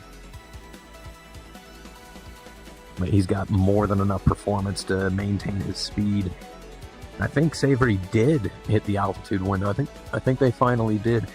That's not gonna be good for him because then all he can do is come down, and Kaz has got a huge positional advantage over him. So that's a lot of altitude to work with. So Savory might be able to pull, might be able to bust a move here as he dives down, cutting into Kaz's circle. Kaz keeping his lift vector in lag pursuit and just following Savory's movements for now. Savory looking like he's not really being too aggressive with his changes in lift vector placement and pulls. Looks like he's gonna start settling in for the vertical rate. And he's so much faster than Kaz is right now. I think Kaz is in a much more optimal performance band than Savory is right now. Like, even though he's slower, he's getting around his circles a lot faster. Oh, yeah. Because Savory's circles are really, really wide. But we will see. Kaz could also, just because he has the position to play around with, he could, slightly offset his lift vector placement and start cutting into Savory's circle in these turns if he really wanted to, and try to sneak in more angles here and there. Oh, here we go. It looks like he's getting just a little too fast, or not too fast, too slow. Apologies. Coming down, not getting enough energy back. Coming down, really slowing him down up top. And although Savory's circles are wider, Kaz is starting to get so slow that Savory is actually going to be outrating him both at the top and the bottom. But we'll see. Maybe Oh yeah, Kaz went down to is, like the 160s at the top there. Well, Kaz might also be just trying to offset, which he's successfully done. The bottom of his circle is now converging with the top of Savory, so, I mean, he's got a slight altitude advantage from that. But you can see it as he comes down, and Savory comes up. Their bellies, give away the bottoms of their circle, or the top and the bottom of the circle. Kaz is still slightly higher than Savory is. He could use that, cut into his circle, and turn this into a roller. And if he does that, he's there's Savory. Savory going for shots. That's a lot of closure. Shots out. Kaz is sticking with him as he reverses his turn. Oh, here we go. I like the jink I think we're going we to start saw there at settling the into a end. roller. Kaz hitting the brakes, both of them hitting the brakes, trying to get the other to overshoot. Savory stabilizing. Savory in a really good spot right that's here. that's a really slow plane out in front of you. That's not a lot of Flaps angle down. to He's in the work good with, though. spot. He might. Oh no, he just stalled there for a second. Otherwise, he would have just started shooting. But as Kaz comes downward, Oh, just over now him. he's giving him a source of energy to Just use, under him? so he won't stall. Oh, he's getting so close here. Kaz jinking left and right, diving Another and recall. climbing over his nose. Oh, as he gets Kaz actually got Savory moved. out front.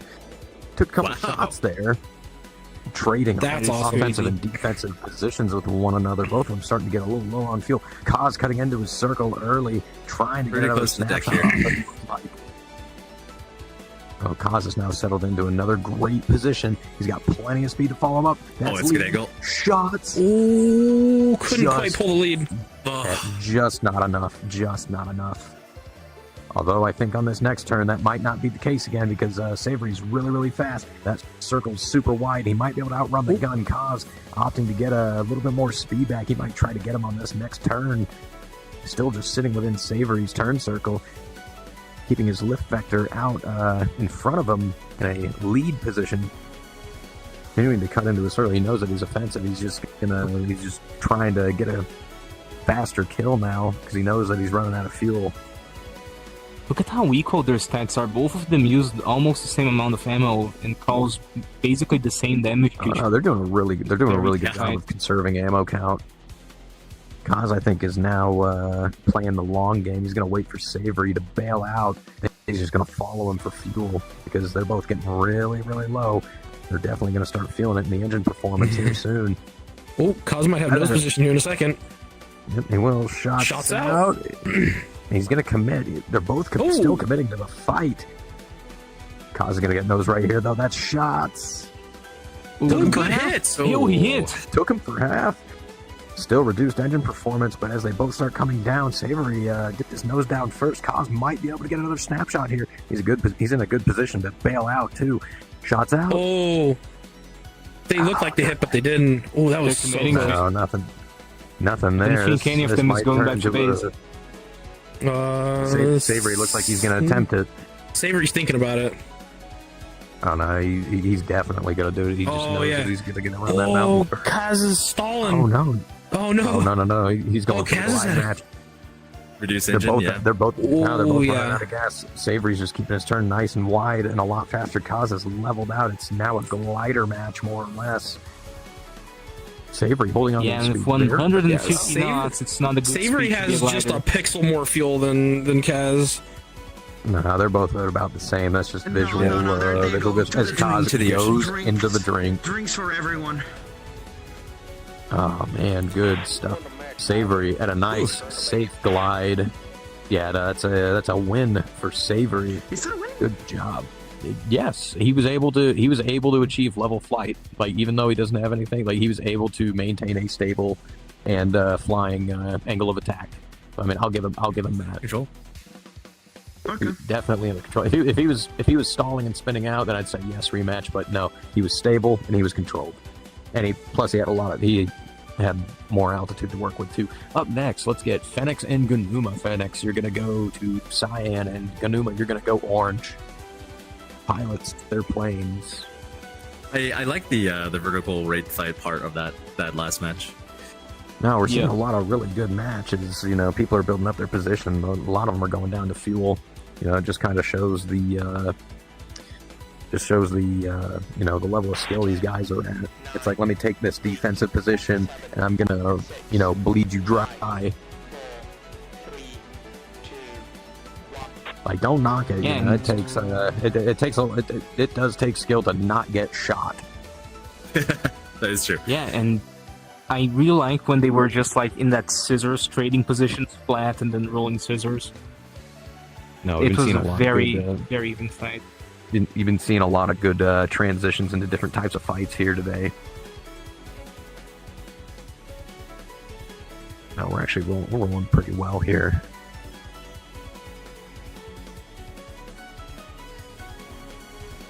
Yeah, Fenix and Ganuma, both of these two. I mean, Ganuma's been practicing a lot more, but you never know. Fenix might surprise us. Also, I just saw one person join. Richard Corey, if you are not a competitor or staff, you either leave of your own accord, or we'll make you leave. Homie, if you want to watch, there's a stream, but we're limiting this to competitors and staff. All right, good talk. Into the merge. Fenix has his gear down. Gear down. Okay. Hey, Gear Down Gaming, it's bled him of his airspeed significantly. To increase lift. I mean, that's not going to happen here. Like, your flaps work normally, but look at the difference in energy state. Though Fenix is already down in the low 200s. Ganuma, he's in the middle, like at the top of the rate band, and he climbed over Fenix. I mean, maybe there's a method to the madness here. I don't know. But Ganuma's going to have no issue climbing over his nose and staying there nice and comfortable. As Fenix, it looked like he stalled there for a second. Am I the only one who's seeing Fenix with the gear down? No. I see Looks down to me. Yeah. Yeah, no, Ganuma's definitely built up a nice, comfortable position.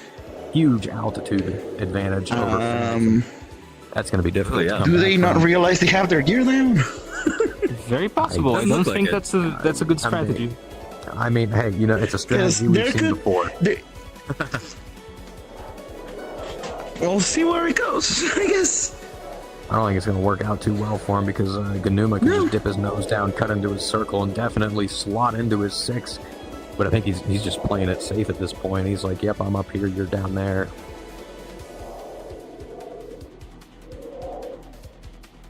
Even though Fenix is now like in the mid to lower end of the rate band, like with his gear down, his circle's going to be so much wider. It's just suboptimal. It's not going to work out for him.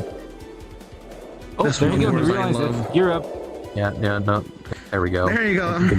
Ganuma, having now decided to take advantage of this position that he's in. He continues to rate around. He's got altitude. He's got great nose position. Fenix is he's in trouble here. Like, his options are way more limited than Ganuma's. Ganuma seems to just be playing what looks to be like more of the long game, just kind of waiting for an opportunity. Oh no, he's taking it right now. He's cashing in on that. Oh, here we go, yeah. Instantaneous. He knows Now that he Fenix is. down. But he knows Fenix is on the deck.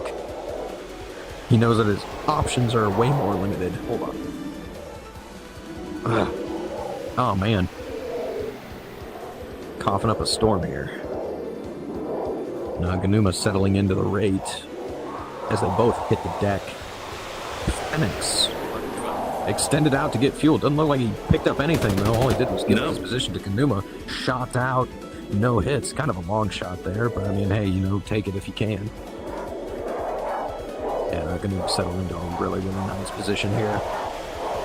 Plenty of like good range, good closure. Fenix picked up. He just lost health on that one. Yeah, he did. It's not gonna help. I don't think that tick of fuel is gonna help him out when Ganuma's hot on his heels like this. He's pretty much in his control zone right now. This is not a good position for Fenix at all. And like being down on the deck like this, your options are limited. Like, there's very little he's gonna be able to do. Shots out as they go flying past us. Takes him down to less than half health. That's a slow target. That's a big target too. That's negative. And that's a dead engine, dead plane. Dead engine. Yep. Nope. And super dead plane. Got him in. Yep. Super Got him in the dead plane. Nope. He confirmed his kill. Good job, Ganuma. That is a victory for. That was pretty rough for Fenix. I mean, it was a very rough start. It was a snowball effect with their own decisions at the beginning of the match. By All right, not noticing that their gear was them. We're gonna go ahead and go to the losers bracket now. All right. First up, let me get. Wait, is Ace can come back? No, he did not. Okay. We'll go to the next one first. Give him the most chance to come back. Kumaduki and Sunny Dragoon. You two are up. Kumaduki, you're gonna go cyan. Sunny Dragoon, you're gonna go orange. Pilots, to your planes.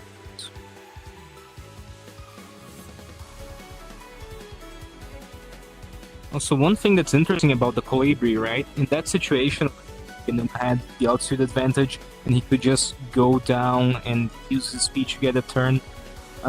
Something we didn't see there, but we could have seen, and it's happened before today, is this is an airplane you can pull high yo-yos with and get away with it, right? Even though it's jet, it doesn't really have the trust for the defender to take away the turning room that the attacker gives him, pulls a high yo-yo. So we've seen some of that. You can do some interesting stuff with this plane. Like I've enjoyed it. Like it's slower paced. Circles are a little bit wider, but like I get a slow pace, but it could be fast time to kill. Is what I'm saying. Like it will reward you for doing good BFM. You know, I would definitely make that argument that it does. But it'll also punish you severely for doing bad BFM. Like, you give up even a little bit of turning room, the other guy has just enough performance to be like, oh, hey, cool, I'm going to cut in and take this from you. You know, and then from there, you're fighting an uphill battle in a defensive position. Yeah, and you don't really have the excess trust to take that mistake away, right? And with, you never really have, but in this case especially. With the low drag as well, if you go up high, you know, like these guys have been doing, and then you start committing to a downward fight, the amount of speed you can regain, coupled by how strong the air brake works on this, like you can do some wacky stuff with it. I enjoy it. Kumaduki cutting into Sunny's into Sunny's circle here. Sunny maintaining a lot of speed. Restart the match. Sunny didn't refuel ammo. Oh, okay. No, looks like Sunny. Yeah, go ahead. Sunny doesn't seem to have any ammo there. I know what happened there. When the match hasn't started and people go above the resupply zone, I see. Resupplies them, but then it just removes it, and it removed it just as the tick. All right. Now both of you go back to your planes. Go back to your planes. Sunny didn't have any ammo in his aircraft. By the way, there has been a bug in the system since like we had it. Nah, it's all right. It's all right. Yeah, it's just like it's such a like frame perfect error that is basically like impossible to like debug. Like, we're getting into like some Super Smash Bros. Melee like tournament exploits. Like, fucking, literally, yeah, exactly. If you wait for the perfect tick, if you count your CPU cycles. And the CPU, the measure cycles on it. We're now counting frames. Yeah, and if you, we're hunting shiny Pokemon on like Pokemon like, Emerald. We're hunting for the RNG. The right frame count with the right CPU percentage while you're running this program in the background. You know. See, and now, okay, see what happened there? And now, Kumodoki has one tick of fucking ammo. That's been a thing. That's been a visual glitch. Like sometimes you see it on the orange, sometimes you see it on the sign. It was happening Because in the. it's the not qualifiers, visual. too. It's grabbing the data from the SAV. Therefore, he has like quarter of a second of ammo. Oh, no, he's got like one round in the chamber, but. Yep. Yep, ground crew forgot both to go take it out of into the the chamber merge. when he There you go. See, came out of the box. and you it know? didn't happen that time. Both of them opting for a very. Oh, I mean now Sonny. They Sonny switched aggressive. roles. Sonny cut into his circle, and Kumaduki he went nice and wide. Sonny straightening it out, gaining some of his speed back. Kumaduki recommitted, and then he turned out right in front of him. What did he? Why did he do that? Well, He turned back nose to nose, and then I guess he was going to try to. He was going to try to reverse. Try and reverse and get Sonny out front, but he did it way too early. Yep, Yellow Mias, you're not competing or staff, so please leave. If you want to spectate, there's a stream. I've noticed there's like a bunch of people in blue or green. Is that how it's supposed to be? No, it's fine. They're fine like that. You know, we'll just let people know, hey, this is what we're doing. And if they don't leave, then you just remove them. Sounds good. Good Lord.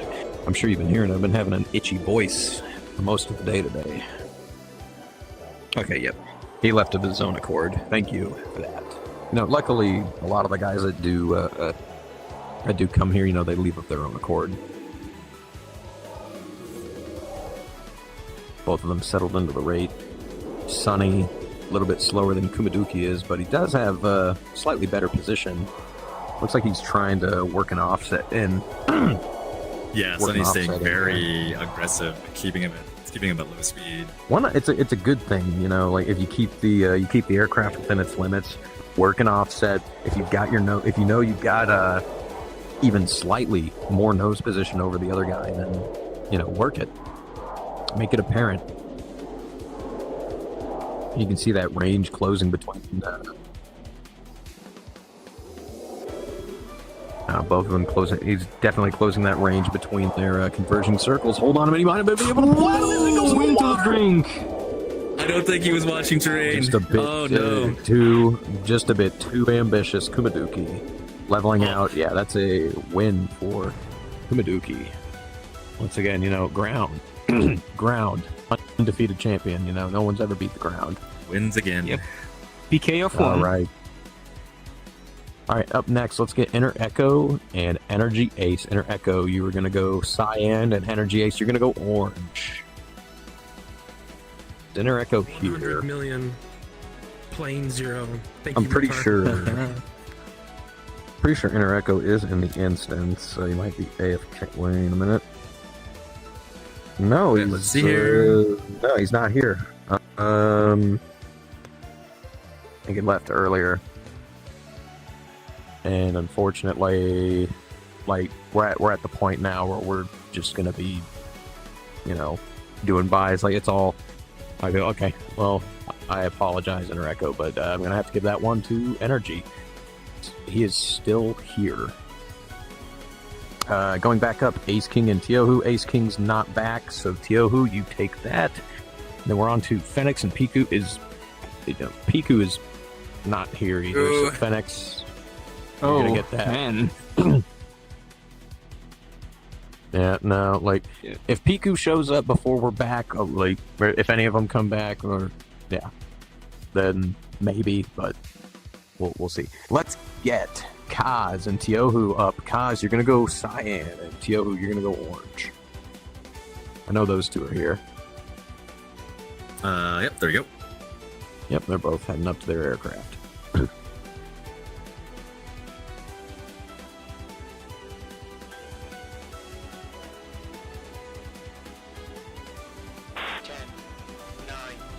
9, He forgot how to push the button. It's because his hair is blue. It's hard sometimes. 3, Hate. You must hate that you're surrounded by blue hair people. Must drive you insane. You know, maybe just a little bit, huh? Yeah. You know, I actually, here's a story for you. This happened yesterday. There was actually somebody with blue hair. And Talk about blue hair. We summoned our liberal. Oh yeah, no. This happened as I was getting lunch with my coworkers, and this guy walked up to us as we were walking out. We were going back to work. You know, blue hair and a My Little Pony shirt. He was definitely a college student, like at the local university that's here. Came up, threw up a salute, said, "I salute the troops." I'm just like, oh, okay. Okay. I don't know how to react to this. It's a little weird, but thank you. You should say thank you for my service. Oh my goodness. People that say that went to basic training and got kicked out. Like they never actually made it to a unit or anything. That's not important though. As Kaz and Tio, who's staying way out there. Oh no! Again, that's just position. Like look at the difference between the two. It's small, but like Tio, who's got about not small. He's got about 30 knots over Kaz, which he could definitely use in the merge as he goes very, very shallow. And it also ensures that the fight happens over the open ocean. I mean, not necessarily open ocean. The island's pretty close, but it's displaced from the airfield, right? So if somebody wants to go back for ammo or whatever it is, Tio, they have to give up look their at the tail. range between the two. Right. Tio, who climbing up and up. Kaz following him Colibri up. space program here. Kaz has got Hell yeah. plenty of speed to follow him up, though, and it looks like they're going to settle out, at very high altitude. Kaz now hitting the angles where, or the angles of climb where he can start getting his speed back. Tiohu opting for his more steep climb. Kaz is following him right up. Can confirm. Navy World is really cool. It's like arcade. This might be interesting here, just because Tiohu's now got a whole lot of range between him. He's got some altitude, but Kaz can also work that range too. Tiohu pulling around, looking like he's trying to get a better position, at least geometry-wise, over Kaz as Kaz reverses the turn. Not a bad move on his part with how much slower he was, and now he's neutralized in the roller. Not a bad position to be in. He doesn't have a whole lot of altitude to follow Tiohu up as Tiohu bails out and goes for the rate.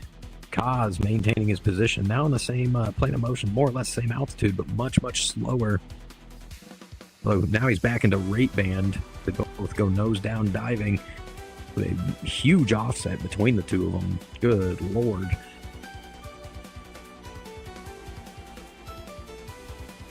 Kaz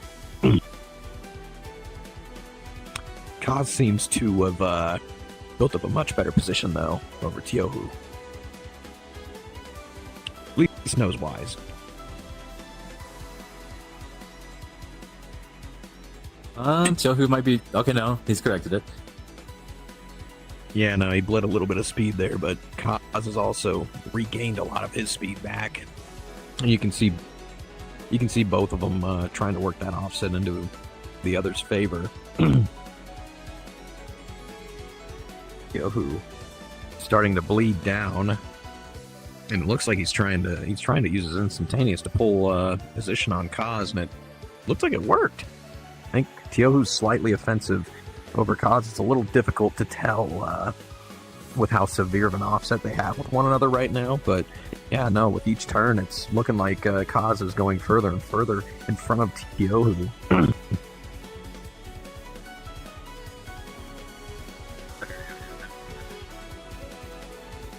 He's got his lift vector just slightly below Kaz. He's continuing to maintain his speed as they both spiral back downwards towards the deck. Still fairly neutral, but Tiohu, again, I think still has slight winning cues over Kaz. Kaz is maintaining just a little bit more speed. I think he's using that now. He's going to make the offset a little bit more severe, a little more neutral, and now he might be working more position over Tiohu. Yeah, I think he's pulled it back. Now Kaz is the one with slight winning cues. He's got a bit more speed over Tiohu, and even though Tiohu was pulling more instantaneous, Kaz was maintaining more degrees per second. And Tiohu was, as you bleed your speed down from high to low, your degrees per second go up, but as you get slower and slower, your degrees per second, start to get smaller again.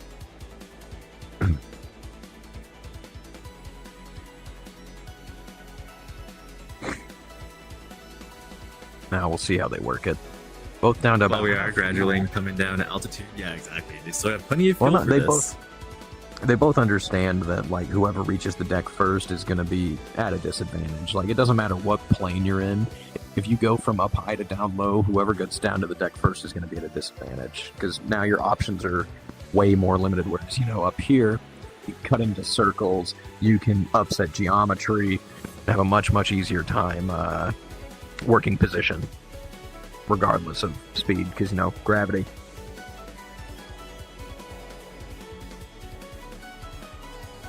Yeah, Kaz has definitely worked his position back into his favor.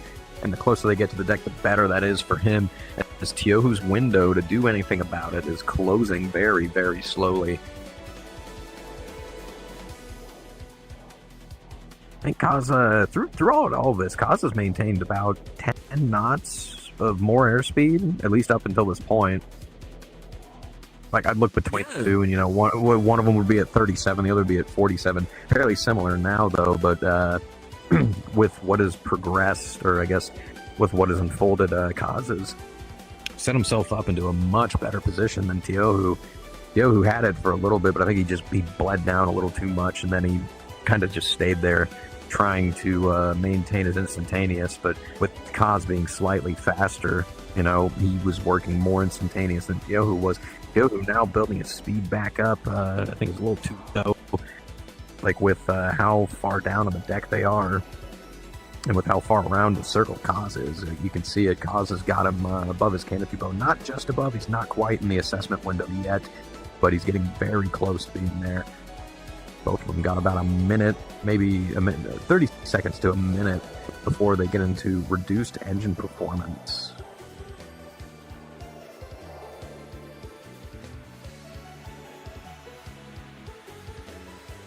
Having patience in a raid fight is definitely a skill.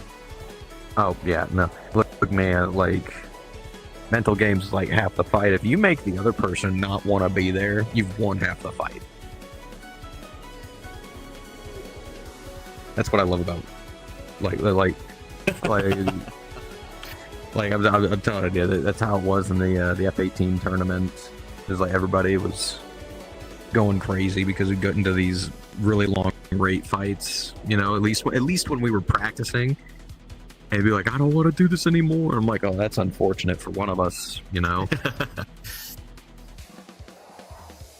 Kaz is finally cashing in on that position that he's built.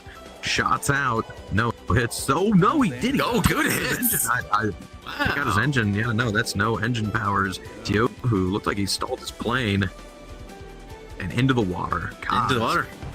Taking victory. Very well timed shot.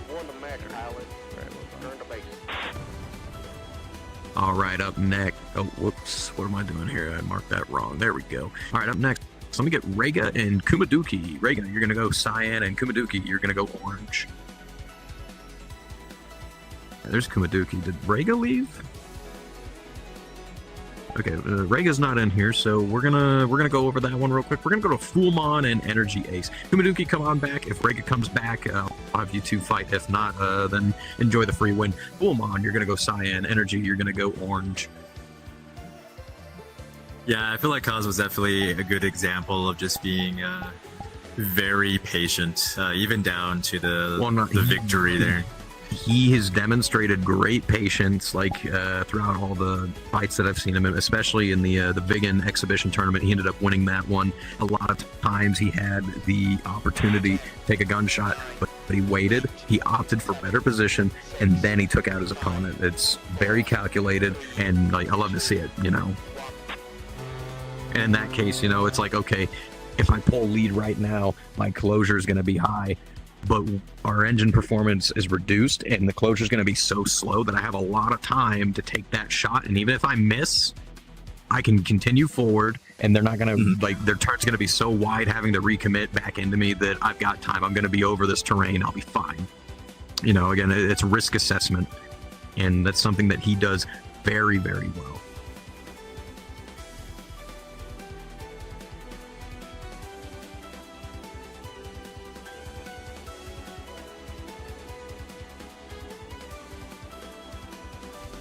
Now, speaking of Energy versus Fullmon, both of these two having practiced a lot.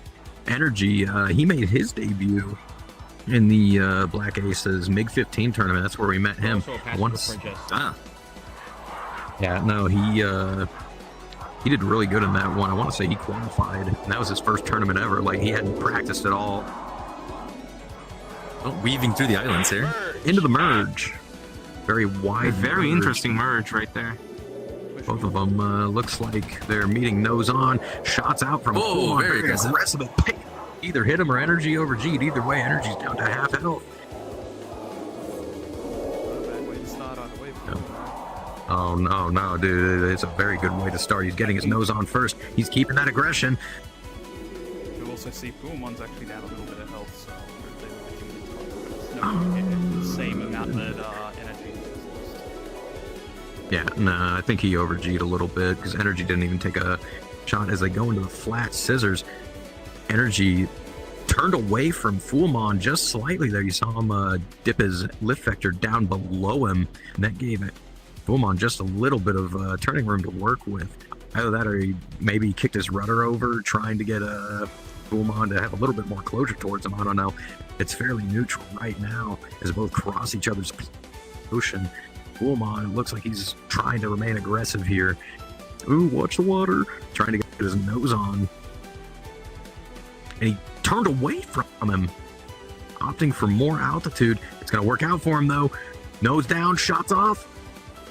Didn't hit him, but he definitely built up a little bit of position. He's very, very slow right now. Energy dipping his nose back down, trying to get Fullmon out front. Fullmon climbing over that nose, rolling over as we settle into a very shallow roller, it looks like. Nope, now they're back into a flat with Energy going out front and Fullmon shots out. Quick snapshot, no hits from it though. Almost hit the water, Fullmon. You gotta. He's very, very. You're very, very slow. You gotta watch your AOA, otherwise you gotta go take a drink. Jono turned like fully Australian for that like one moment. Yeah. I don't know if you've heard that accent. Fullmon's doing a really good job here though, as he slows down over the top. He slowed. Did you? Oh my lord! Did you see that he slowed down at just the right time. Let Energy needs fly out front. Shots out. Oh, they're not. That's a slow target. Stalling. Slow target. Energy stalled his plane. Oh no. Yeah, Fullmon has just recovered. He's turned away. Energy is slowly regaining his airspeed. He's recovered. He's recovered. Wow. Has built a bit of distance between him. Risky. Energy turning in. He's going to try to get into the rate here, but he's so slow. He's going to have to extend his circle out. He's just trying to turn in and get his nose towards Fullmon. Fullmon built up his speed. He's in the rate band as he now starts building up a position on Energy.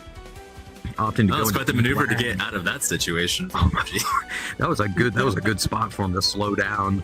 Yeah. But like they were just too close for him to capitalize. If he had a little bit more distance between him and Energy, I think he could have recovered his plane and just sat there behind him and shot him. Both of them now well within the rate band. Fullmon having built a big offensive position over Energy. It's going to be tough for Energy to come back from this one, but he still has a chance. You know, fight's not over till it's over.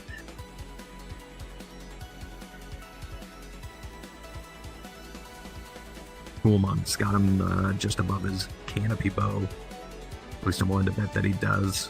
Settling into the assessment window. Nice comfortable spot where he can just sit there, watch what Energy's doing, and kind of plan for a while. Very good on the aggressive start, though. Like, Fullmon understood that if he was going to start aggressive, he needed to maintain that level of aggression. Because usually when you see people like start aggressive and then they don't commit to it, that's where they give it up to the other guy. You know, you can't just try to build a position. So much pressure on Energy. Like Energy had to do probably like one of the most dangerous maneuvers I've seen so far in this tournament. That was really dangerous. I thought he was going to go flat into the water, but no, he recovered it. Very aggressive. During practice they were very very aggressive when I was giving them I was fighting them as well. Now we'll see what we can do. Energy's window to redefine is slowly closing. Like the more that he just sits here in the rate, the more likely it is that Fullmon's just gonna rip around on him. You can see it like in the screens. Fullmon is still slowly getting further and further around the circle on energy.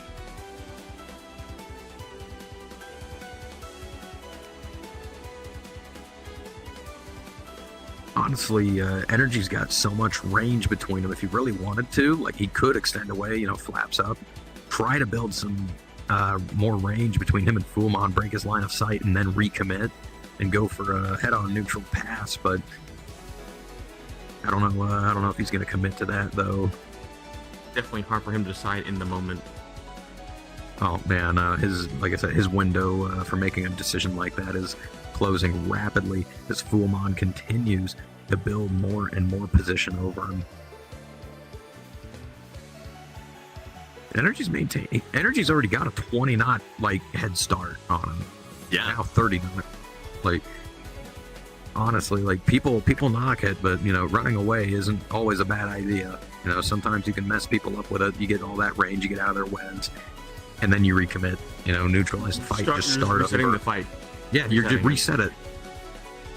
Like, it is better to reset than to just sit defensive, as Fullmon is now building even more offensive position over Energy. Energy bled down his energy, it looked like. Yeah, it did a bit of a high yo-yo there.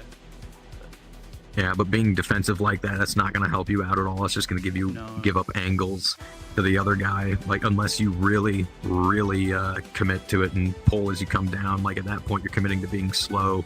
But you have the idea of, you know, getting nose on with the other guy.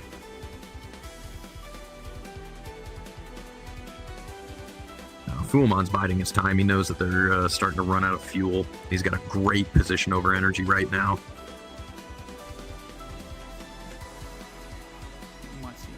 Understanding that too, holding on to that little bit of, you know, 20 odd extra knots, 30 odd extra knots. It may be. Still got full power of shots Whoa. out. Doesn't look like anything hit. His Energy is a really late reversal. And then he reversed again. He just gave up his position. No. He's committed to defensive at this point. Yeah, and commit to your turns. Unless your opponent's super close to you and the closure's high, like, you cannot just do that. You can't reverse and then reverse again. And now they're going to start feeling the reduced engine performance. And Fullmon's got Energy right where he wants him, directly out front with a ton of range between them. Shots out. That's a slow target. Knocked out his engine. Energy's still got control, but he ain't got no thrust. He tries to turn back in. Yeah, that sealed his fate right there. He is flat. He's flat and upside down. That is a win for Fullmon. Good job. Very good fight. And that is why Energy's a passenger apprentice. Yeah. Okay, going back here. Rega has not come back, so Kumaduki, you take that. Up next, let me get Phoenix and Kaz to the stand. Phoenix, you're gonna go cyan, and Kaz, you're gonna go orange. Different cause, right? Right. I heard cause and I was like, wait, what? Like, oh, where's Kumaduki going? No. Hey. It's Kaz who's supposed to be in there, not Kumaduki. Yeah. No. Quick, someone restart it. Yeah, I'm gonna reset that one. Yeah, no, go ahead, kill the planes.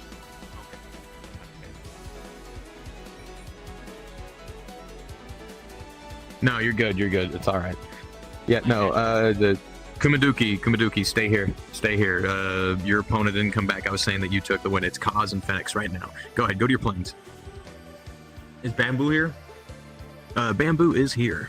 What the fuck is He hasn't lost yet, so he's still in the winner's bracket. 6, 5, 4, 3, 2,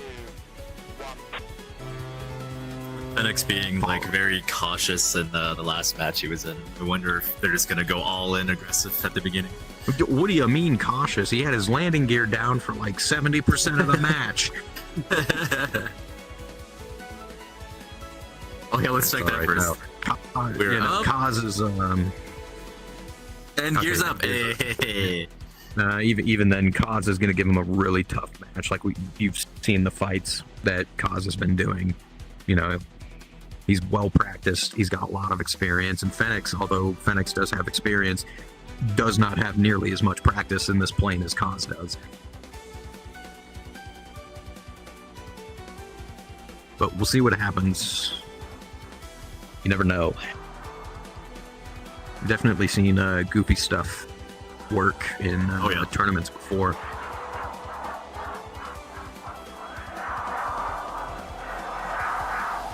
As they come into the merge. Both of them taking more or less the exact same angle of climb here. Fenix going a bit wider, holding on to his energy. Kaz holding on to his energy as well, but cutting into Fenix's circle and getting nose position early on. Fenix not committing to his climb. No, I knew it charge for avoid nose. Oh my lord, they about collided with one another there. Kaz well within rate band now as well. Fenix still a little bit fast. I mean, Kaz dipped his nose down and got it. He got a little bit too fast himself. That nose position is undeniable. Turns in, not firing yet. Not yet. He knows that aspect is too high. That closure is too high. Fenix following him down. It looks like they're both trying to get each other into a roller. Kaz had his lift vector off of Fenix there for a second. Not sure what he was trying to do there. The range between them is so high that I don't think either of them could have capitalized on that. Kaz now keeping his lift vector into lead pursuit, it looks like. Yep, you see the top of his plane angled towards the front of Fenix's. He's trying to give him some closure issues here. Get himself nice and tight with him. Oh my lord, he's getting very, very slow. Fenix is noticing this definitely. He's turning into him. But Kaz is getting that closure that he wanted. Like, he saw that range between them and it's closed in. Kaz now reversing into him, getting Fenix out front, shots out. Ooh, good snapshot. I don't know if that hit him or if Fenix overg'd himself. I think Fenix overg'd himself earlier. He's already at half health.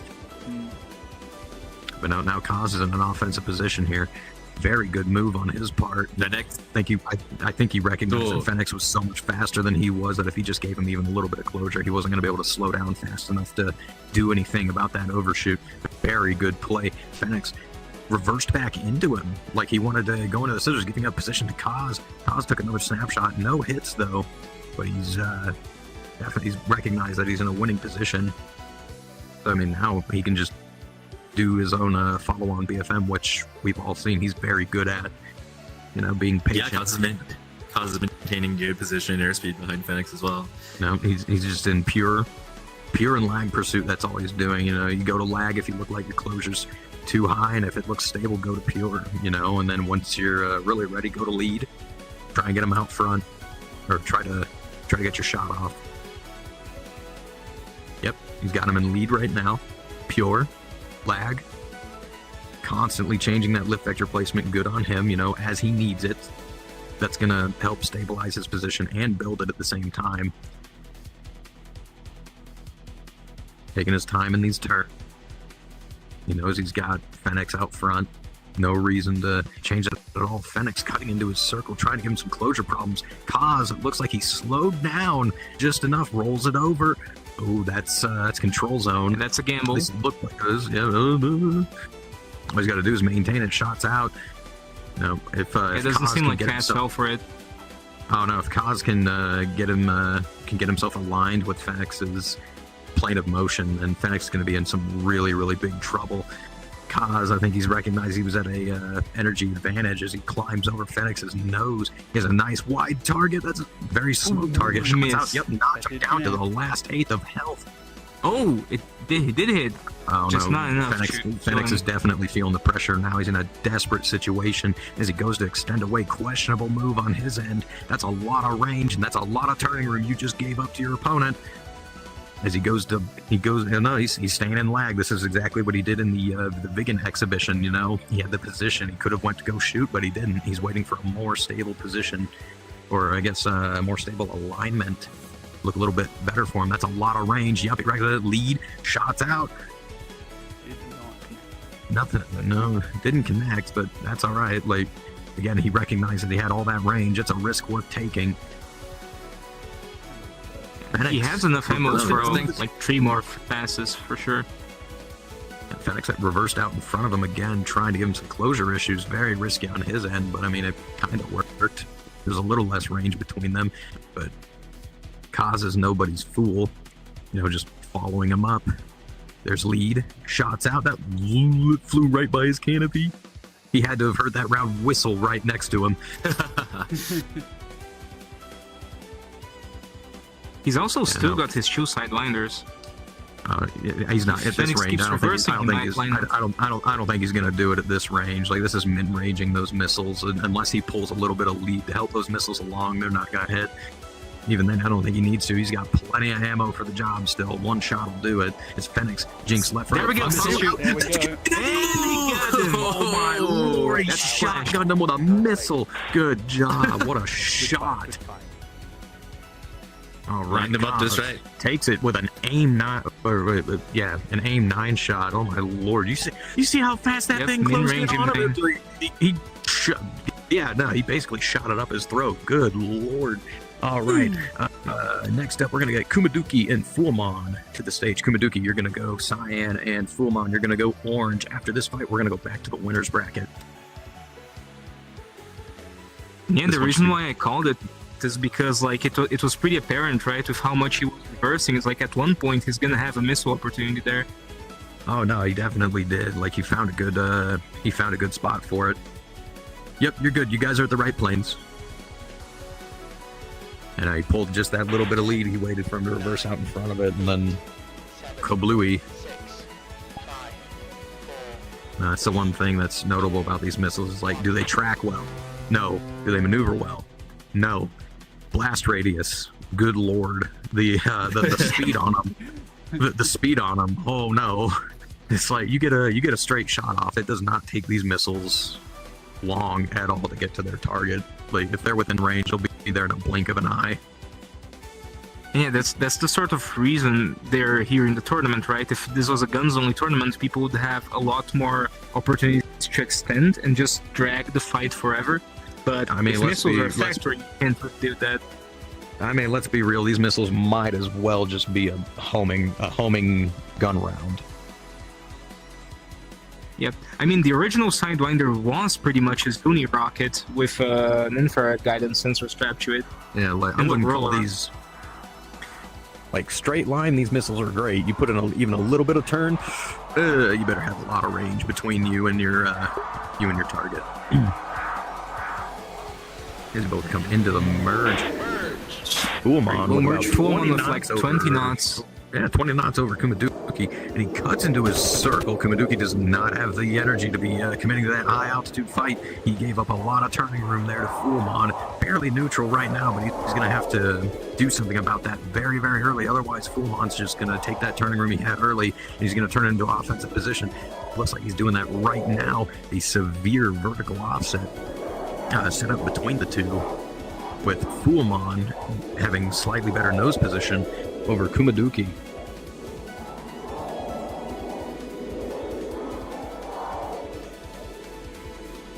Yeah, you can definitely see it here. Fullmon's getting his nose on much, much sooner than Kumaduki can, at least in this offset.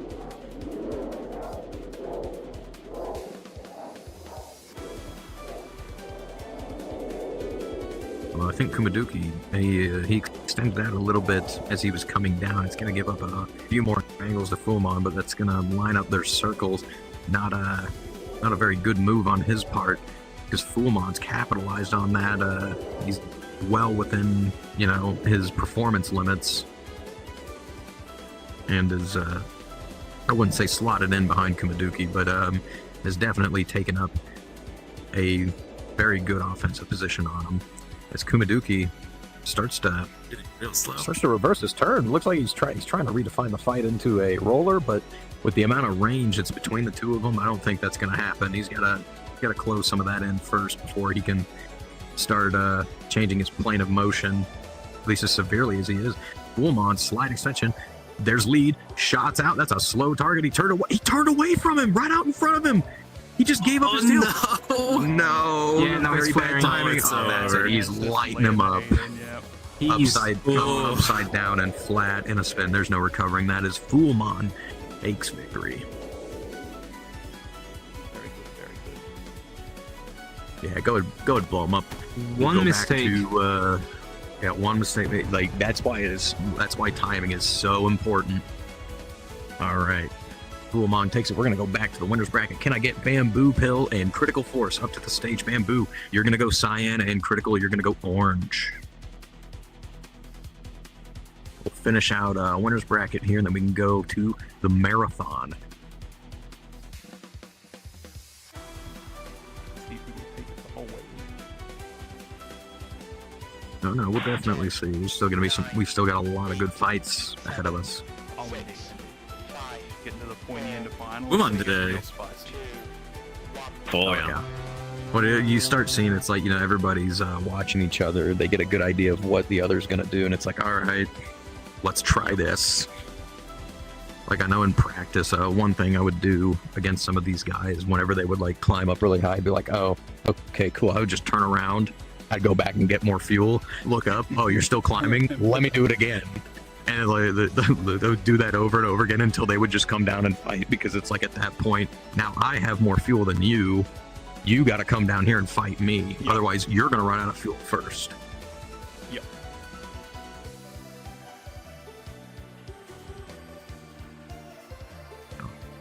Make people fight your fight. Make them fight on your terms. Of Don't give course. them a choice.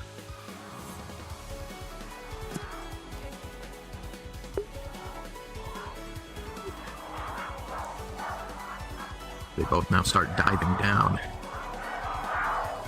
Approaching one another for the merge. Critical coming in nice and fast. Bamboo opting to be a little bit slower. Critical going in for that nice long climb.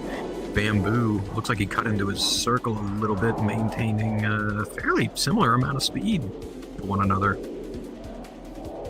Both go into a second vertical, still maintaining a fair amount of speed. Critical's going for it, yeah. Maybe it looks like Bamboo's Oh, no. opting for a third vertical, costing him more of his airspeed, but he could cut into Critical's circle as well. Critical maneuvering in relation with his opponent and going up, maintaining lead pursuit with his lift vector, going back to lag as Bamboo reverses the turn. Looks like it reversed a little bit too early. He's in deep lag now. He's going to try to pull Critical into the roller, but that's a lot of range between them. It's doable, but that's a very questionable move. Like, it's not the most amount of range I've seen between two people, in this, just here in finals, and they try to get their opponent into a roller. The Critical to stay neutral, didn't really go for it. No, now he's just in follow-on right now. He's going to keep his lift vector into lag. Follow Bamboo in, like Bamboo, just with that one reversal, more or less, gave up position to Critical. Like I said, like, it doesn't have to be a huge amount of turning room, in these fights. It could be maybe a degree of turning room, and you can take that all the way to a win. Especially when you get to these higher skill levels.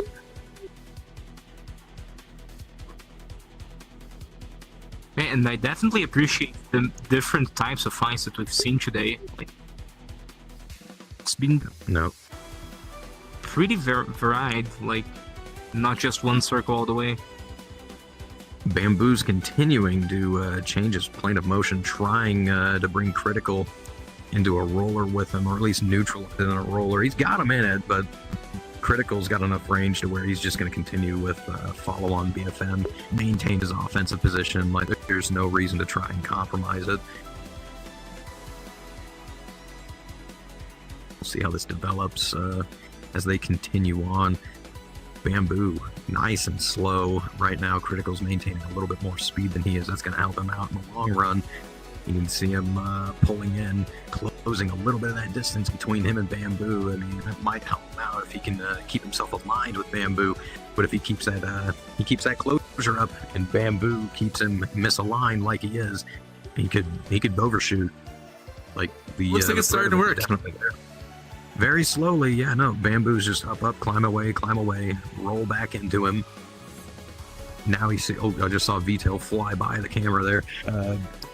Bamboo recognizes that Critical's nice and slow, extending away. Critical diving back now, getting that speed back. Still maintaining that position on over Bamboo. Bamboo not quite diving down. He's not or at least not nearly as steeply as Critical was. He's not getting back as much speed as Critical is on these downward verticals. It's really starting to hurt him here because Critical's getting his nose around. Like he's worked himself into Keeping a his really distance. good position here. No, it's a good thing for him. You know, he's keeping his opponent in the Wes. He's maintaining his winning position. Like I said, Bamboo can give him all the closure that he wants, but with him being aligned like he is, like it's easier said than done. Critical having taken a couple of shots. Oh, gotta watch the rain. Any of them hit though. He's got a little bit of altitude to play around with, not a whole lot, but still some. Bamboo reversing his turn, desperately trying to get Critical to close in some of the distance. It looks like it's starting to work, although Critical's no one's fool either. He's gonna do his best to maintain his position. Bamboo's slowly, very slowly, starting to get him to close in some of that range. Looked like Critical extended his vertical there just for a second. Yeah, it looks like he tapped the brakes in the vertical a little bit. No, good on him. He knows that when he comes back down, you know, he can get that speed right back. Yep, I just saw it right there. He tapped on his brakes.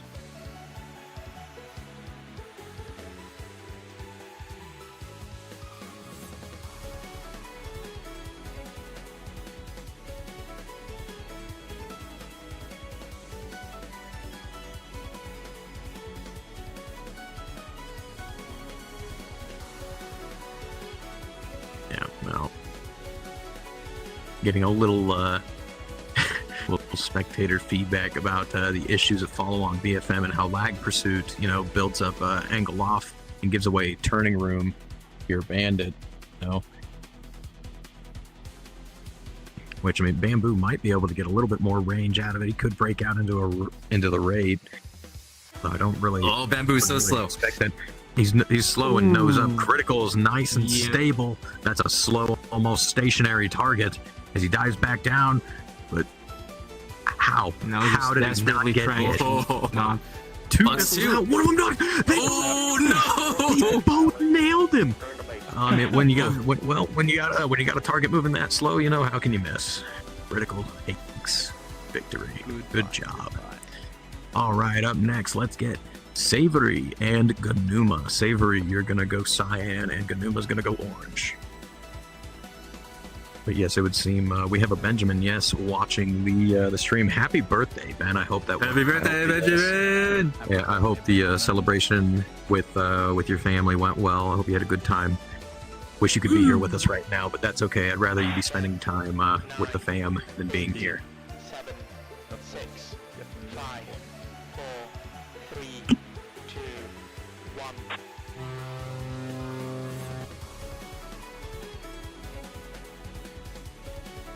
1. We'll see how these next couple of fights go. We're into the most top tier people now, even in losers bracket. Let me take a look here. We got one more fight in winners bracket after this, and then it's the marathon.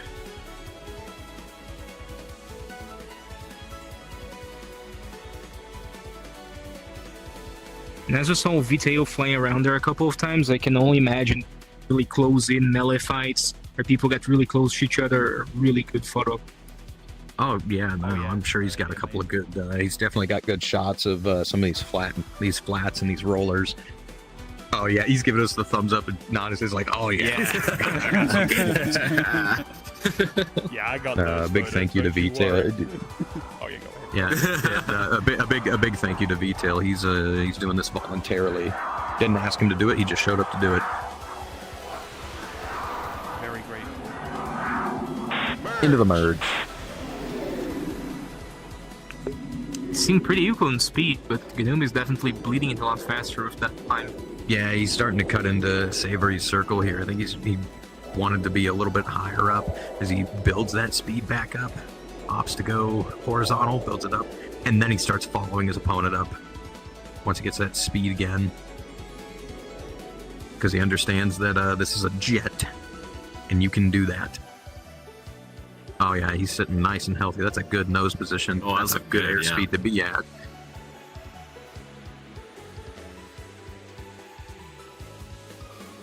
He's actually faster than Savory right now, and I think he's matching his angle of climb. He might actually have a more steep angle of climb than Savory does. Savory locks in on this though as he pulls his nose around, trading his airspeed for nose position, creating a huge offset between him and Ganuma with how much slower he is, though. He's capitalizing on that. Yep, right here he pulls. He's within optimal rate band. That's his nose. Ganuma's nose is nowhere to be seen with this huge offset that shot out. That's a lot of range. That's a lot of range. He took him for half. Good play on him. Like, he had the energy to work with, and he had the range to do it. Ganuma barely reacted to that, so probably wasn't expecting that. No, I bet you he wasn't. Like,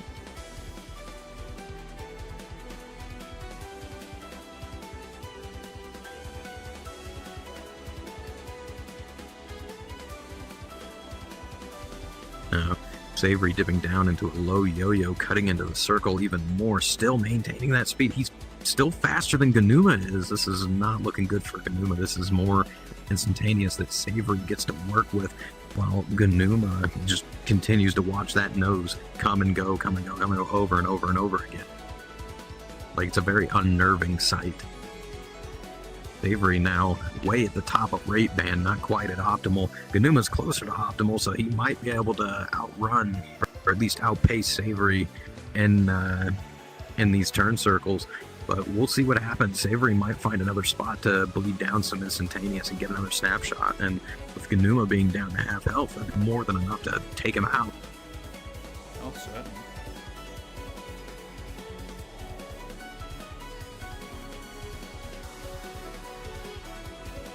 See how it develops.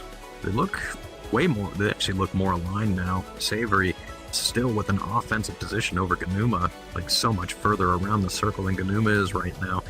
It actually looks like he's starting to pull him into the assessment window, with Ganuma's plane sitting probably just a little too far above his canopy bow to be considered the assessment window, but definitely close. Speaking of outpacing, F1 races are tomorrow. Oh boy, can't wait. Oh boy. Oh boy. Yes, they're in Canada now. Oh.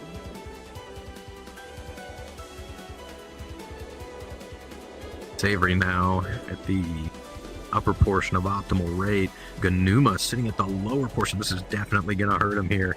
Even though they got a lot of altitude to work with, Savory's now going to be outpacing him severely in these turns. Now he definitely does have him in the assessment window as he continues to get more and more angles over Ganuma. This is not looking good for Ganuma. He's going to have to do something. He's going to have to do something very quick. Luckily, right now, he has a lot of altitude that he can play around with, but that window for him to do anything with it is closing with every single turn that they make in this circle. Savory dimming down, trading some altitude for more airspeed and more instantaneous, it looks like. Just maintaining it. And you wonder what Ganuma is trying to do here now, because, yeah, it seems like Savory is pretty much figured out his own strategy in this situation. Ganuma's really going to have to do something. He needs to do it fast. Like I said, he's got all this altitude to play with, and like they're slowly getting lower and lower towards the deck. Savory's building more and more position over him. That window is closing very, very fast as they drop down. It's crazy that Savory is maintained between like a 15 to 30 knot advantage this whole time. Wow. And I think Ganuma, like, he's thinking, okay, I've got a tighter turn circle than he does right now, or at least it's like, okay, this is the tightest I can do, still be within rate, maintain some instantaneous, but it's just not working out for him because Savory's continuing to hold a little bit more speed than he is. And they're getting pretty close to running out of altitude. I think I've been seeing Ganuma cycling their flaps, and I think that's giving the position away to Savory. Get you to keep an eye. Maybe. It's hard to tell, at least from this angle. Like right here, it might look like they went up right there, and now they're down. But like with the shadows and everything else, like when he faces directly away from the sun and directly towards the sun, definitely hard to tell. Here comes the train. I think he's keeping him down. He's just not maintaining enough speed. Definitely at the lower end of optimal, while Savory's at the upper end of optimal, I would say. It's definitely paid off for him. He's got Ganuma right where he wants him. Ganuma's out front. His options are now even more limited than when they were up high. Oh, Ganuma diving. Oh, yep, Ganuma looks like he tried to break line of sight with Savory, and he did, at least just for that short moment. Not sure if he's going to be able to capitalize on it as he breaks line of sight again and then straightens out. Oh, no. Oh, no. He was looking Mother Earth wins again. Savory takes it. Oh, no. Gotta watch where you're going. All right. Critical and Savory, you two are up. Critical, you're going to go cyan, and Savory, you're going to go orange.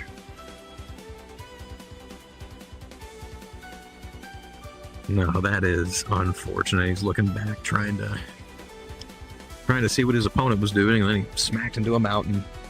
10, 9, 8, 7, Not over yet. 5, 4, Nope. 3, 2, 1.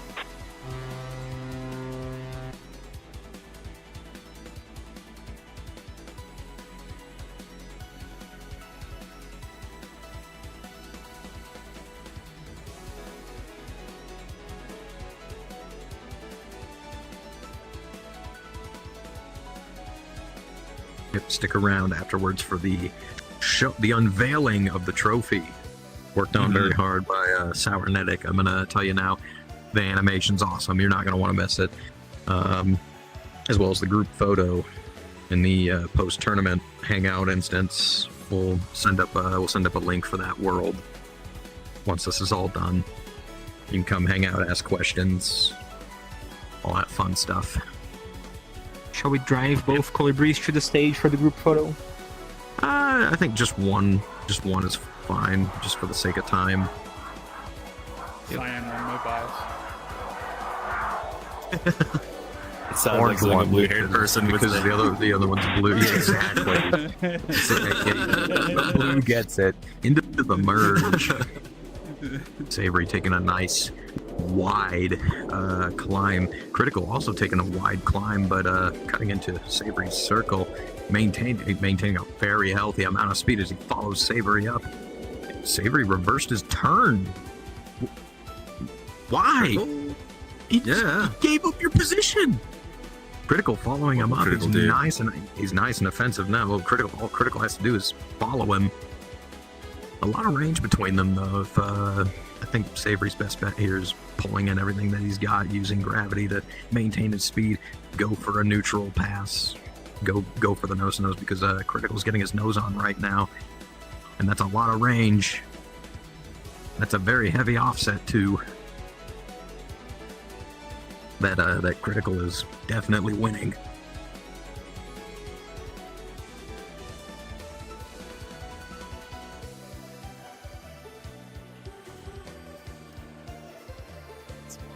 Yep, that's lead. Shots out. No hits, though. I think he's definitely made a point, though, now to Savory. He's like, hey, I'm winning this fight right now. And I hope Savory cues in on that. Hope he cues in on it very, very soon. Maintaining a nice altitude advantage over Critical right now, though, as he dips down, cutting into Critical's circle. Oh, okay. Building up some of that speed. Critical also now diving down as well, kind of maintaining that offset between them. But I think Savory has now neutralized the fight. Yes, he has. He has neutralized the fight where Critical was able to capitalize on that offset. Savory has now taken that away.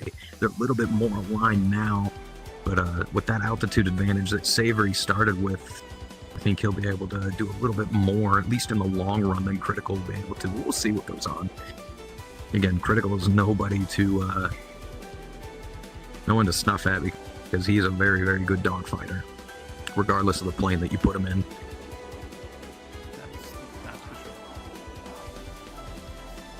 Yeah, but I think he's built just a slight winning position here, very, very slight, as they both dip into high and low yo-yos. Critical, look, reversed his turn? He did. He just reversed his turn. I don't know if Savory capitalized on it though. No, he did. He definitely did. Yeah, no, Savory saw him reverse his turn. I think they both were looking to get each other into the roller. Savory did it first, gave up position to Critical, and then Critical did it and gave up a little bit to Savory.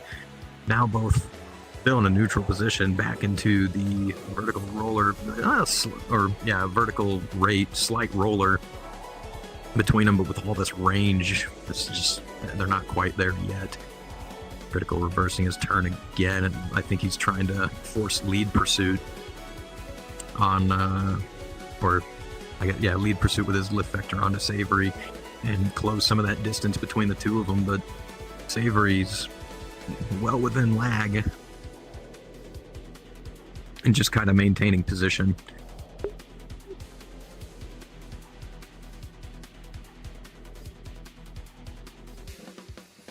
Yeah, no, very interesting. We got one that's trying to force a 1 circle, one that's trying to force a 2.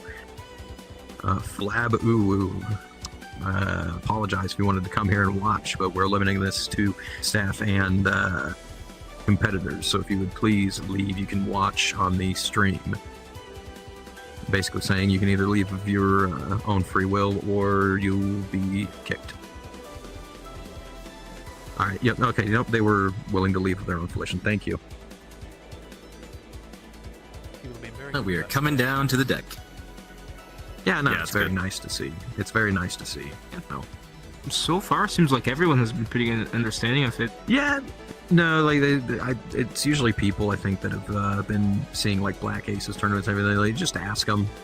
You know, odds are they're going to be more than accommodating. They're like, oh, okay, I didn't know. You know, not everybody knows. They don't see the announcements. That's all right.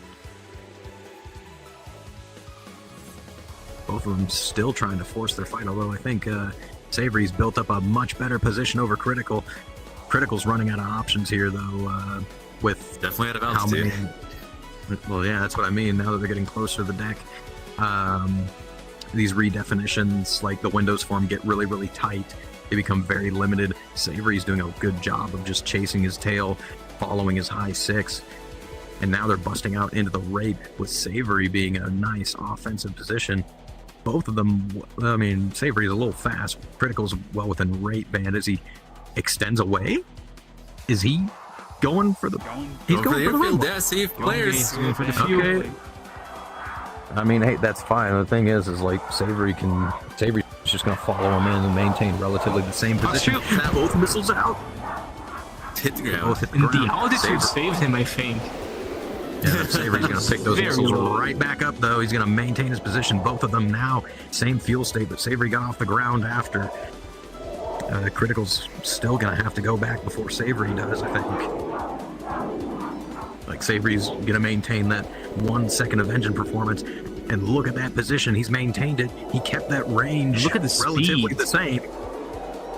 Oh, my lord. Yeah, Critical's very, very slow. Savory's sitting well within rate band. Critical into the green. No! Just a little too hard. Dipped it into the water. No. Looked back for a little too long. Don't count him out. You know, it's not over till it's over. All right, we are now well into the marathon. Let me get Bamboo and Kaz to the stand. Bamboo, you're gonna go cyan, and Kaz, you're gonna go orange. This is gonna be a good one.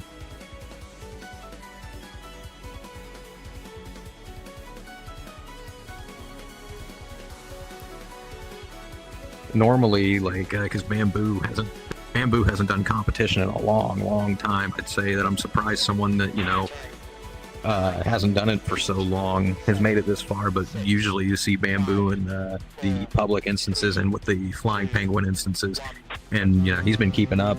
You know, he's always practicing, he's always fighting. Certainly. I love it. Quite a few occasions, we'll find ourselves in Desert Air Base, and then maybe we'll ask for merges, and otherwise, it's always good time too. So they're definitely keeping. He'll always hit you with something goofy too. It's like, oh, you know, I got him here. Like we're in a vertical. What the fuck? Now we're in a rolling. Now we're in a rolling scissors. How did we get here? Speaking of goofy, we got right now. We got Bamboo's in this fight now, and we've also got Fullmon in another fight. And they could end up meeting. If they play their cards right, they could end up meeting, and we could have another Scooby-Doo kind of fight like we had earlier. Oh my lord! I mean, hey, you know what? Listen, Fullmon, I think if he, just a little better marksmanship, he would have taken the last one. But you know, he's had a few rounds before that. I think he's nice and warmed up now. But I was down to 1 round. He had gotten 1 more round in. It was less marksmanship and more pure luck at that point, man. If 1 more round from that burst into the merge. And you could just see him running in between the doors. Ben, I know you're watching the stream. Can you make that meme for us? Get the Colibris running between the doors like Scooby-Doo characters. just putting in meme requests via stream. Got it. Cool. Yeah, I know he's there. I'm about to get I'm gonna get a Discord ping here in a couple of seconds that says I can do that. You get to play the What's New Scooby-Doo theme behind it as well.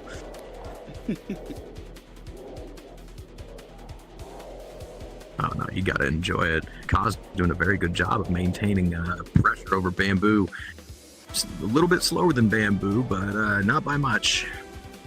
You know, he's in the name of maintaining his position.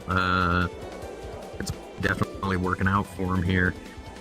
Even though slight, he is winning this raid. Bamboo's got like 15 feet of altitude over him, which, I mean, if you were in a prop, is detrimental. It's like, oh my lord, he's one step on the step stool above me, and these, it's like, okay, no, I can manage this, you know. Oh yeah, there's the ding. There's the bidding. There's the bidding. Oh no, I can't do that. I don't have what you'd call a computer. Oh, I can't. When you get home, I mean. He said. You notice how he said he couldn't do it because he doesn't have a computer, not because he couldn't not because he couldn't do it. Right? Yep. Wasn't known. He just needs a computer. Somebody go Amazon Air him computer with Photoshop and Adobe Premiere.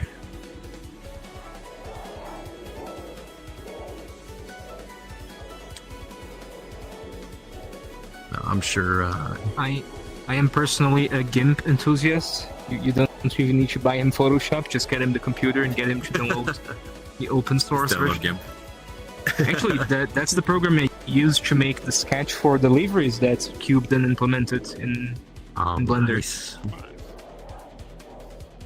I'd still love to see like a pixelated camo, one of these pixel snow camo. I could make that happen. No, it'd be absolutely awesome. I love the pixel camo on a uniform. Looks terrible, but on a plane, it's like, okay, I can get behind this. You know. Yeah, it has to be big pixels though, right? Because if you have like the small pixels, it just kind of blends into itself. Yeah. Kind of weird. Ah, okay, fair enough. I do still like the snow camo Colibri though that came out. It looks absolutely fantastic. Yeah, woodland one also, but I'm like partial to snow. Grew up in the cold and whatnot. Have you seen the Ecuadorian Air Force camouflage? They use a pixel camouflage on their Super Tucanos. Very large Ecuador pixels. has an Air Force. Ecuador has an Air Force. Alright, noted. And their camouflage pattern kind of slaps. I'll have to look it up after this. Kaz has done a really good job of maintaining his position still. Bamboo's got a bit of altitude on him though. Again, that's manageable, especially when Bamboo dives down like that to cash in some altitude for airspeed. So it doesn't look like it's really affected too much. Kaz is still maintaining his position. And I guarantee he's thinking like, yeah, it's hot. Oh? That camo on the Super Yep. Tucano, that's hot. okay. Confirmed. No, I'll check it out after the I'll check it out after the tournament. But yeah, no, right now Kaz has got to be thinking, okay, do I want to cut into his circle? Do I want to just maintain? And I mean, he's been maintaining very, very well.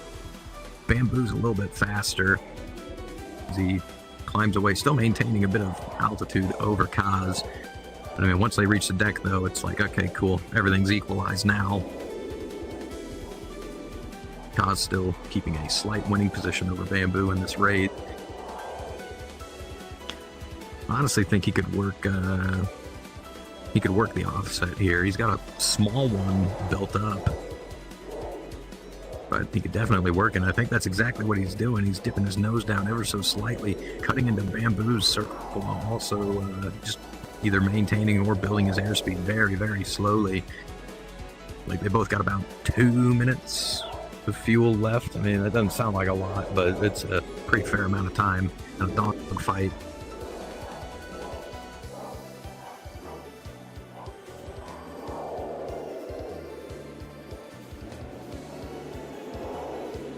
And it looks like Bamboo's keying in on it as well. He's starting to recognize that there's a pretty big offset between the two of them. Like, you can see him bleeding his speed in a couple of areas of the circle. He's doing a very good job of maintaining that altitude advantage, though. Good on him. You know, even though small when you're defensive, it's like, okay, it's one more thing that's in my favor. I wouldn't say in your favor, but it's one more thing that my opponent has to worry about. I think it's worked out for him pretty well, too. He's more or less neutralized the fight now. You can see both of them are starting to pull at relatively the same spot in their circle as the offset continues to get more and more severe. Kaz dipping his nose down, trading more altitude for airspeed. He's going to run out of that pretty soon. Bamboo opting to keep his altitude. Although it's maintaining position.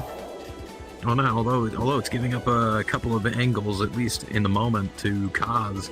In the long run, it's really going to help him out, especially here in the next minute or so when they both start running out of engine power.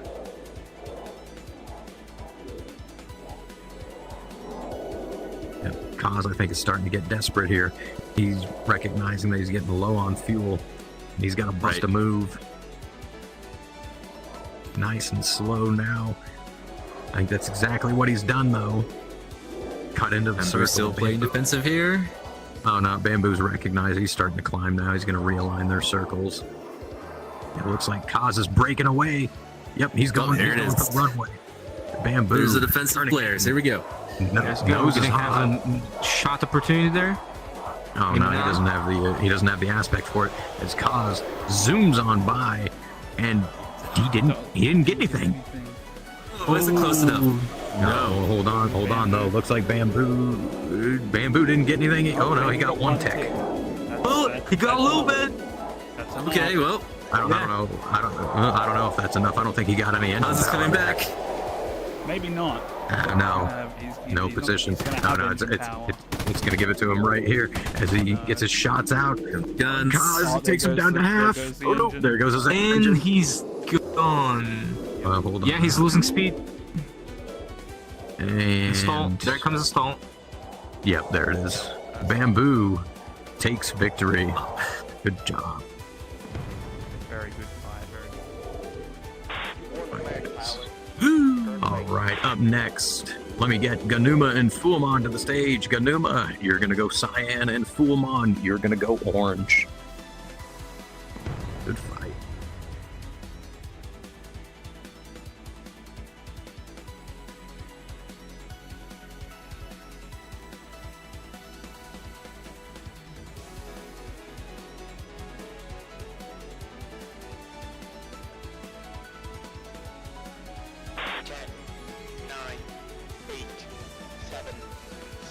Oh, does Fullmon not realize that his canopy isn't closed? Okay, there we go. As soon as I said it. Yeah. I was like, all right, well, this will be interesting. Fullmon will rip off his canopy and then, yeah. Whip out the 1911, you know? Just like unholster exactly. the handgun. But we're doing it old school. This one should be a pretty interesting fight as well. Yeah, we've been saying that about every fight. Every fight is interesting in its own way. Definitely. If you get into finals, and especially the pointy end like we're at now, they are definitely well. Yeah, this is where you start seeing the. This is where you start seeing the tactics that like people have thought of, but they just haven't practiced because they don't want to show it off or have someone else see it. Yeah. Yeah. But they also haven't practiced it either, so they don't know if it's gonna work. People start getting creative, is what you mean. Oh yeah, no, it's always fun to see into the merge. Both of them opting for a nice shallow climb. Looks like they're meeting each other angle for angle. Fullmon getting his nose on just slightly faster. Ganuma turned away from him. He pretty much committed to defensive position right there, even if only slight. Fullmon keeping up the pressure, staying aggressive. Nose on, shots out, another quick snapshot, no hits. But he's definitely driven into Ganuma's mind that that he is offensive in this fight right now with plenty of airspeed. Well within rate band. Ganuma's way too fast. It's a really wide turn circle. He's not climbing too sharply either. Fullmon hot on his heels as he chases him down. Nope. Now he's in the assessment window, keeping Ganuma just on his canopy boat, following him up. He's got the winning position here. No need to compromise it.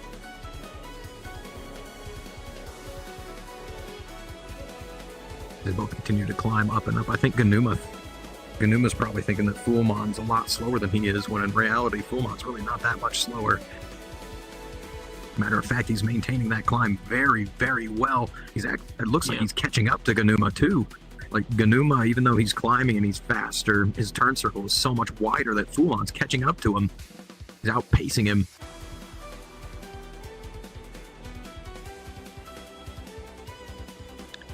Doing a very good job of being patient, biding his time. Like he's matching his angle of climb. Pulls to Pure here for a second. I think he's looks like he's trying to get a little bit of closure going. Try and get him a bit closer here. Make his gunshots a little more accurate. Ganuma is just so fast right now. It's not working out for him. As he commits vertical, that's a problem. That was a very questionable move as Fullmon follows him up. Yeah, it might have been a good move if, like you said, if he thinks the other guy's low on energy, right? Then that would have been a good call, but that's clearly not the case. Oh no, you know who just messaged me? Piku. He's finally awake. I'm finally getting a couple of shots off here. Oh, he's slotted into the control zone. He's got plenty of speed for this. That's a missile. That was never going to hit. He got to pull a little bit more lead to help him missile out there. He's got another one. That's a slow target. Yep, shots out. Yep, you just got to hit him though. Yep, he took out his engine. Finish your target. Ooh, yep. He's still got control. All right, it crippled him a little bit, but it looks like he's still controlling it. And the mag. Oh, okay. No, that's Oh it. man, I've never seen the bar go that far to the net. That's I think he's one tick away from exploding right there. Yeah, no, that is complete loss of control, and Fullmon takes the win. Good shooting. Turn to base. Hey, we got our wish now. All right, we got another Scooby-Doo matchup. Bamboo versus Bamboo versus Fullmon. Bamboo, cyan, and Fullmon, orange. Let's go. let's see Good it. luck,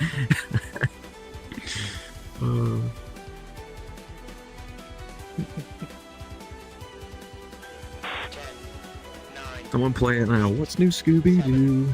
We're coming after you. 5, 4, 3, 2,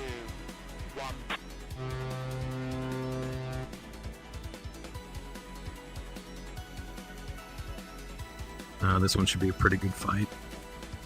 Yes. You saw how fast Fullmon was able to build position the last time. Hopefully this time be a little bit more patient and wait for better opportunities to shoot at Bamboo. Yeah, they might have their eye in a little bit better with the gun now, with a little bit of warm up, a bit of practice, like you were saying. Yeah, no.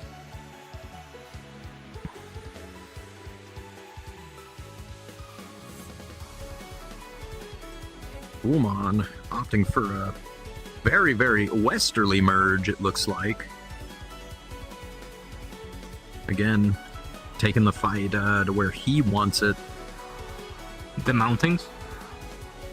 Yeah, because I mean, if you really think about it, they dip down, right? Like, you can use those mountains to break line of sight, and you can do all sorts of goofy shit at that point. Like, it does help out with strategy. Yeah, it definitely gives them more options than over the open ocean. It can work with you or against you, but I mean, more it's things also, will happen. you know, we saw it earlier. If in doubt, you can just land there. Go park it on the side of a mountain. Boomon cutting into Bamboo's circle. Nice and early. Bamboo committing horizontal instead of the vertical. Pretty much getting rid of his energy advantage that he had there. He started out faster than Fullmon, but that horizontal transition, like, that's going to hurt him here because Fullmon is now nice and offensive once again, and I don't think he's going to make the same mistake twice that he did the last time, blowing through all of his ammo. Yeah, I think they'll You know. do count a lot more this time. The shots. Oh yeah, no, like, dude, bled down into the rate band. Fullmon starting faster. He actually started with now he's in the energy advantage. He started faster in the rate. It's definitely going to pay off as Bamboo Pill goes for a split S, trying to cut into his circle. It looked like, but Fullmon's not going to fall for it. He's going to slowly maneuver in relation with Bamboo, but he's not going to commit full vertical like Bamboo did. Like, as Bamboo goes down, he's going up. He recognizes that he's winning the rate, and he's going to maintain that the entire way, because if it goes down to fuel, he has winning position. If it if Bamboo bails out, he has winning position. If they glide, he has winning position. Like, there's very little risk to him in this scenario.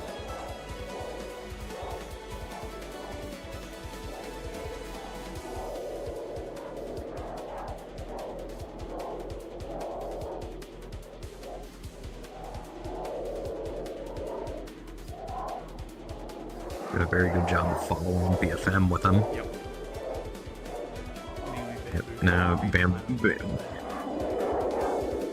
Yeah, like, you can see as Fullmon follows his plane of motion, Bamboo is changing his, trying to get him into a roller. But again, this goes into them having a lot between them. Like, Fullmon is winning, there's no doubt about that, but there's still a lot of distance between the two, and if he wants to get him into a roller, he's got to close that first. But if he does that, that's gonna be committing to defensive, no matter how you look at it. Right now, that's something I don't think he can really afford, because with all that range, closure is nice and low between him and Fullmon. Fullmon's got a really nice offset set up for himself here. As he pulls in, not enough to pull lead, still in lag. That's not a bad thing. He can definitely still take his time to win this match. Look at him though, he's like, even if he has to bail out, he's set up really, really nicely for it. Shots out, nothing there. Bamboo reversing his turn. Reverses. I think Fullmon wanted that though, because his turn, he was already in the turn for that reverse. See what happens here. Bamboo trying to use a little bit of vertical. Oh, did he lose sight? Cut into Fullmon, and it looks like it works as his shots out. Quick snapshot. He didn't hit him though. He did not hit him. Now he's nice and slow. Fullmon's also nice and slow as he noses it over, keeps that AOA nice and stable, and slots in. He slots in behind Bamboo. Bamboo doesn't have the speed to really continue to climb. Fullmon is faster than him right now. All he's got to do is some follow-on. Like, we're in a situation like we were the first time with these two. We might actually get our Scooby-Doo match.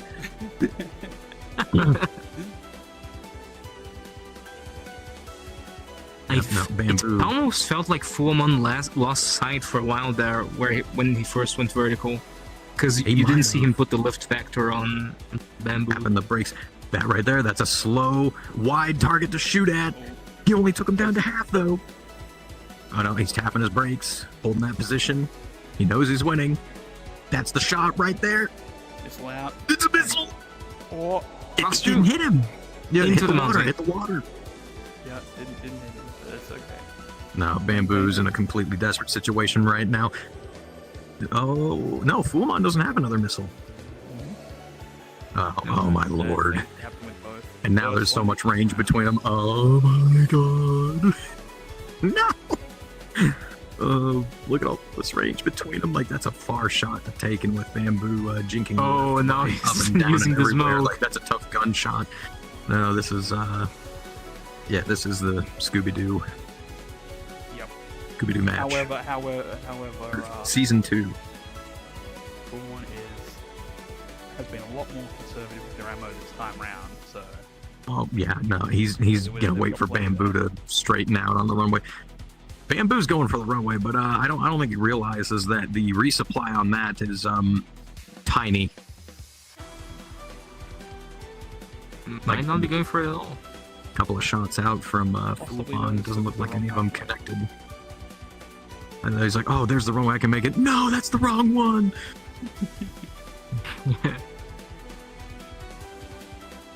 Yes, no, Fullmon's doing a really good job of maintaining distance and speed. He knows Bamboo's going for the runway. Like, he straightened out for the runway there, and he actually closed in a bit of distance between him and Bamboo.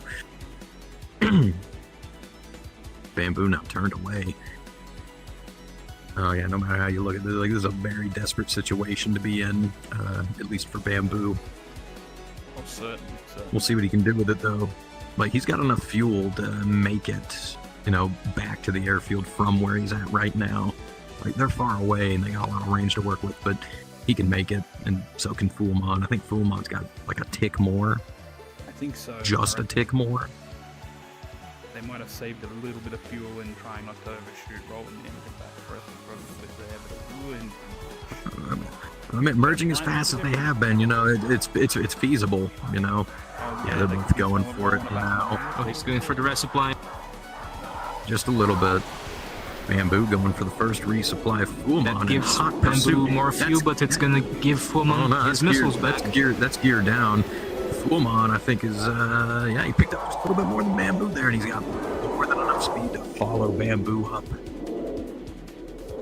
No, good play. Conservative, but not too conservative. As they both go into the roller, it looks like, or at least that's what Fullmon's gonna try to get him into, a spiraling climb. Both of them getting nice and slow right now. Did he just pop a flare? I think he was trying to actuate his flaps there, but instead he had his flare. Selected Fullmon stuck nose up. He's got to get that nose back down, because now Bamboo's got his nose down. That's getting his speed back. He might want to follow him up. Fullmon now leveled out up top as he pulls in. Yup, gets his speed back, and now we're in the roller. Let's see what he can do here. He was in a winning position, but now Bamboo has taken that from him. Although, Fullmon's got more fuel than he does. Like, that's about another minute worth of fuel. It is not an insignificant amount. So, like, the longer this fight drags out, the better it'll be for Fullmon. I think Bamboo realizes this because he turns away from Fullmon, giving up a lot of turning room and giving Fullmon offensive position again. Like, the first time, there was a bit of an energy deficit between the two, and he could get away with that. But now, you know, they were pretty even when they started here. I don't think he's going to be able to do too much with that. And now, as he's starting to lose engine power, reaching the final minute of his fuel, Fullmon gets to sit nice and comfortable in this rate with full engine power. Yeah, no, Bamboo, he's doing the only thing he can. Bamboo's gonna make a decision now. Oh yeah, he's got to figure out when he wants to bail out. I don't think he knows that he's at a huge fuel deficit. He's probably under the impression that Fullmon's got about the same fuel as he does, when that's not the case. Fullmon's still got full power. Yep. Like, if he's getting into engine reduction, he's just now getting into it. And Bamboo's sitting at like half power. That's a slow, steady target. Yeah. Shots out. there goes the engine. And yep, he knocked out his engine. There goes the engine. He's going into sideways. the water. Yeah, no, that is on. I don't think that's going to be recoverable. No, No, that's water. Bamboo is knocked Fullmon out takes by it. Fullmon, and Very Fullmon good advances forward. Very good. You know, he's fight. much more patient that time. Very nice. All right. No breaks. Fullmon, you're up again against Critical. Critical, you're going to go cyan, and Fullmon, you're going to go orange. Let's get it.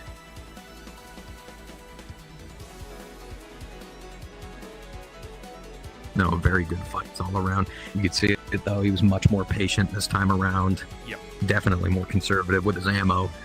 It worked out for him in the end. 10, That paid off. 9, 8, 7, 6, 5, 4, 3, 2, 1.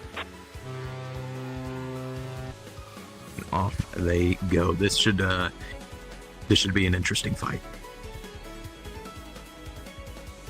Critical's got a lot more experience overall than Fullmon does, but Fullmon has practiced. He's practiced so much more than Critical has. Like this is going to be interesting. It's going to be one for the books. So I think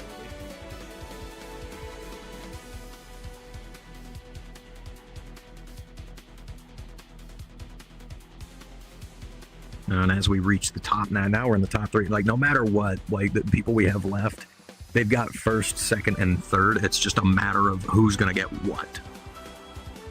Yep. So that's critical And, all of Fullmon them. and Critical, Fullmon, and Savory. Savory. All three of them have definitely got to be feeling the pressure right now. Savory's got the relief that he's got at least one match to be a freebie, but I wouldn't want to give that up personally. Into the merge, Fullmon cutting into Critical circle. Healthy amount of airspeed. Critical holding on to his. Shots out from Fullmon as they pass one another once again. Fullmon opting for a second vertical. Critical following him up at a much faster speed. Fullmon still cutting into his circle though, maintaining a fair amount of his energy. As Critical dips his nose down and turned away from Fullmon just slightly. That's a little bit of turning room that Fullmon is more than happy to capitalize on, keeping his aggressive posture over Critical. As Critical he didn't quite fully reverse, but he took his lift vector off of Fullmon there for a second. And he's trying to close some of that range between the two of them. Like he's recognizing that he's defensive, and that if he can get a closer pass between the two, he can take this into the roller.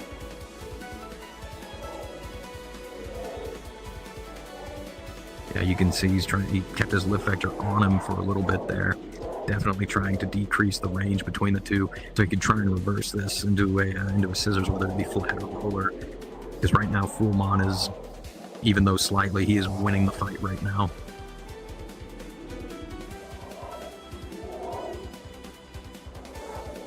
Staying nice and horizontal low. Critical goes for the low yo-yo. Gave up a little bit of turning room to Fullmon again. As Fullmon now holds Critical right above his canopy bow. He's going to start reeling him into the assessment window here soon. If this fight keeps up. Critical definitely recognizing that he's defensive right now. He's going to have to do something. He's going to have to do something quick. Because like they're already low and towards the deck, and Fullmon's built up such a great position on him that like his window is closed almost to do anything defensive wise.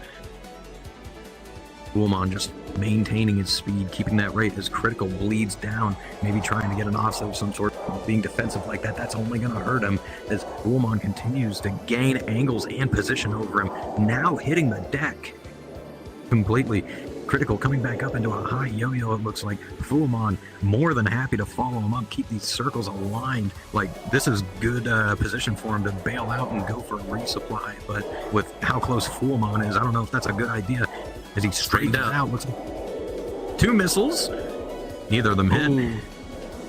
Yeah, no, straighten out, gave away position. He's committing to his defensive posture, heading for islands behind us. I think he's going to try to break line of sight and then neutralize this fight if he can, but with how close they already were, I don't think that's going to be possible. He's not going to be able to get the range that he needs in time, because Fullmon's caught up with him as far as speed went, as he turns back in towards the airfield again. Coming up behind us now. Oh, he's coming in hot. I think he's going to try to pick some fuel up as he screams across the screens. Bounces off the ground. He didn't pick it up. A little fuel. Fullmon more. No, I don't think he picked up a tick at all. Fullmon more than happy to come in. And Fullmon got one of his missiles back. Oh, yeah, he got one back and a little bit of fuel. That is quite unfortunate for Critical as he pulls in. Now he's very slow. Fullmon's so much faster and so much higher than he is. Critical's got to get his nose down. Oh no, this is not looking good for Critical. Oh, Critical's stalling right now, but look at how slow he is. He's not going to be able to maintain that. That's 100 knots. He's very near stall as his nose dips down. He straightens back out. I wonder, did he go for a Desperate missile shot? He might have, but I don't think it would have worked out for him. He just didn't have the aspect for it. Fullmon coming in hot now. Shots out against Critical. Or the speeds that they're at right now, they're going to be maintaining a lot of distance. Critical recommitting to the fight, going vertically, still very slow. Fullmon recognizing this as he shoots up into the atmosphere and above Critical's nose. Critical continuing to climb, trying to follow him up, but he just doesn't have the speed for it. Fullmon committing to the roller with him. He knows that he can out-climb Critical. He could use that, climb away, get some range, dip the nose back down. He's doing it right here. Yeah, that's the position right there. Slides right back in. That was a Beautiful.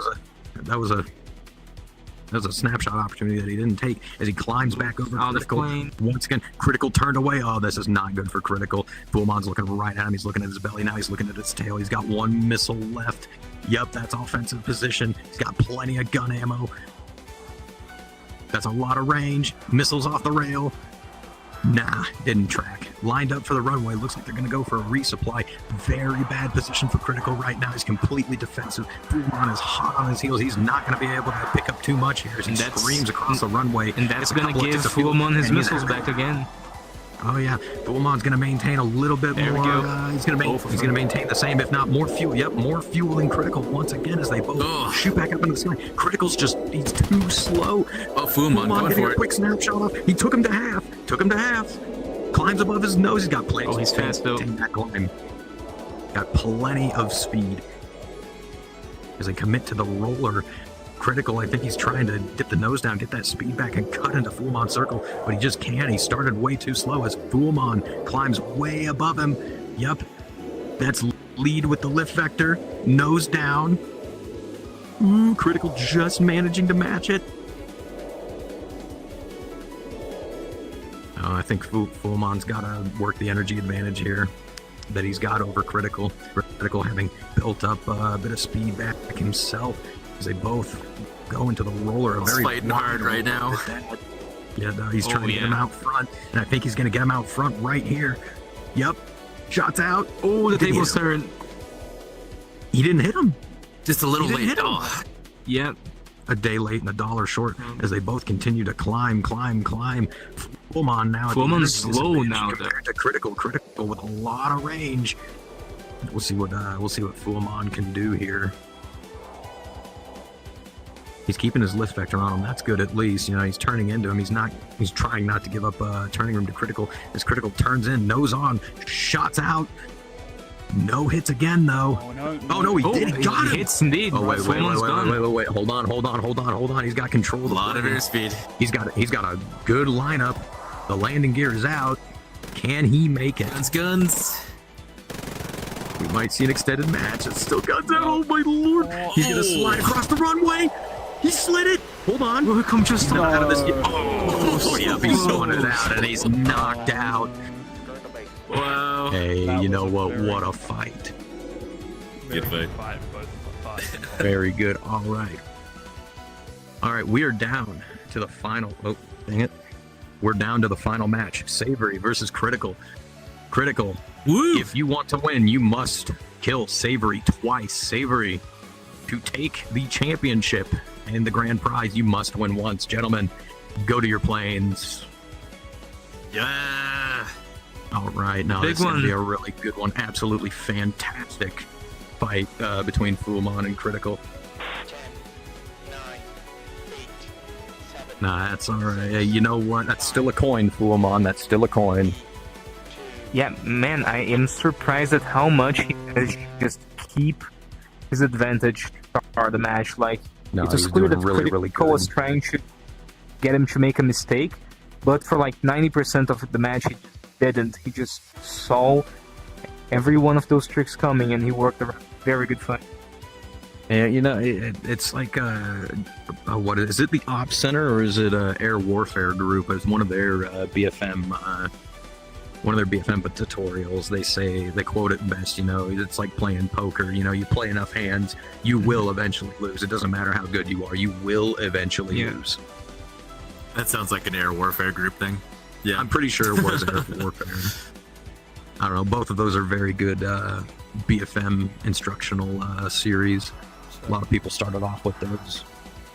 Again, even though it's from a different game, everything it teaches still applies. You know, branch out your resources. Physics is physics, right? Oh yeah, physics is physics. As we go into the merge. Both of them going for the shallow climb, critical cutting into Savory's circle just a little bit more sharply. Savory maintaining on to a bit more of his speed as he climbs higher and higher. Critical's got a very healthy amount of speed though. Continuing to follow Savory up. Savory reversed his turn right there, it looked like. Yeah. And into Critical, he might be opting for him to sharpen down his turn, maybe bleed a bit more of his speed. It gave up position, but it's costing Critical more of his airspeed. As Savory continues to climb, Critical's building up position on him. Building it up very quickly, too. Ooh, this might not be good. This isn't looking good for Savory right now. Critical has built a good position. He's rebuilt his airspeed. He rebuilt it very, very quickly. Yeah, no, that's a lot of instantaneous that he can work with. He can even outclimb Savory right now if he really wanted to. He already has. Like, he's above Savory. And with an optimal rate very quickly. Savory's going to have to do something here. He can't just stay in this rate. He can't keep climbing. Otherwise, Critical's going to get his nose on. He's going to kill him.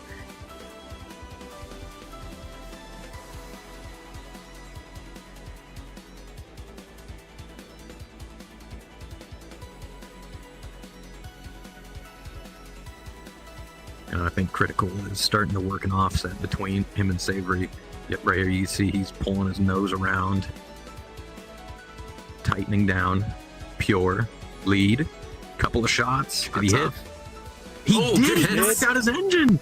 Wow! What a shot! That's a lot of altitude. And now that's also a lot of range. Savory, although I very highly doubt it, might be able to come back from this. That's a big He still has control, but he's gonna have to dodge 2 missiles. With his engine out, I don't think Critical can lock onto him. Or at the very least, it'll take so long that it wouldn't even be worth it. I think Critical's trying to lock onto him, but with no engine, you know, no engine, no heat signature. There he goes. Works. As Savory lines himself up for the runway, Critical trying to finish him off with the guns. Oh, and he got him. Good hits. Good hits. He's still relatively going straight. He might be. No, there's no heat cartwheel. And Critical resets the bracket. I'm gonna kill him. No, just kill him. Like, yeah, no. Oh, wait, no, yeah, okay. So Critical has reset the bracket. We still got one more fight. All right, this one's for all the marbles. Go to your planes. Go! The final fight. So this is the final fight. Yep, this is the final fight. The final for real. 10, Final version 2 this time. 5, We'll see what happens here. Hopefully, Savory learned from his last match and tries something a little bit different here.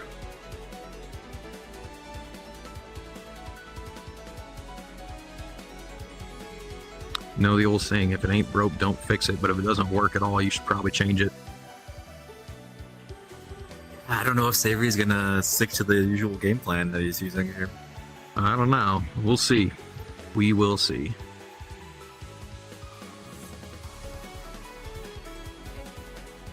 The pressure's definitely done for both of them right now. Oh, yeah, no, I guarantee you both of them got shaky hands right now.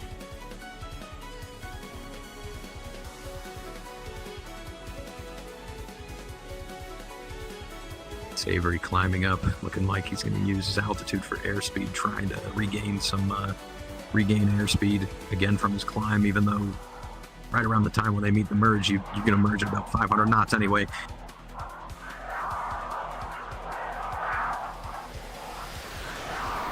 Into the merge. merge, Critical with about 10 knots of speed over Savory, maybe just a little bit less than 10. Both of them climbing up, and up. Savory still maintaining a slightly wider climb than Critical, but for the most part, they're both matching one another as they pass once again for another neutral pass. Critical going for a second vertical, and Savory not going for nearly as aggressive of a vertical, but more of a diagonal. Critical already pulling his nose around, trying to build up some position, or at least make the offset a little bit more severe. Savory continuing to climb. Oh, never mind. He's dipped his nose down. Oh, now diving. Yeah, okay. Split S, committing back into Critical. Critical keying in on this and pulling into Savory. They both pass one another and they're into a severely offset vertical rate fight. Right now, it's fairly neutral. A little hard to tell if either of them are winning at all. Both come to pass by one another once again. Good opportunity here to switch it up into a roller or a flat if they've got the timing down, but looks like they're both gonna try to commit to the vertical rate. Critical with an out of plane maneuver. It looked like he went a little bit horizontal there. Maybe he saw an opportunity to get a couple angles off, or get a couple angles. Savory, it looks like he's just committing to follow on right now, going to Critical's high 6. Critical's just cutting into his circle, it looks like. Still fairly neutral as they maintain this very severely offset rate fight. Critical took his lift vector off of Savory there just for a second, but then he snapped it right back in. Maybe some controller drift or something.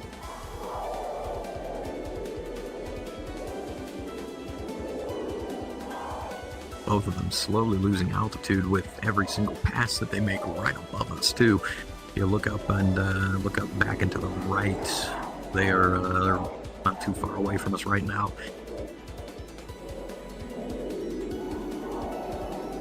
I'm still maintaining a mostly neutral fight between the two of them.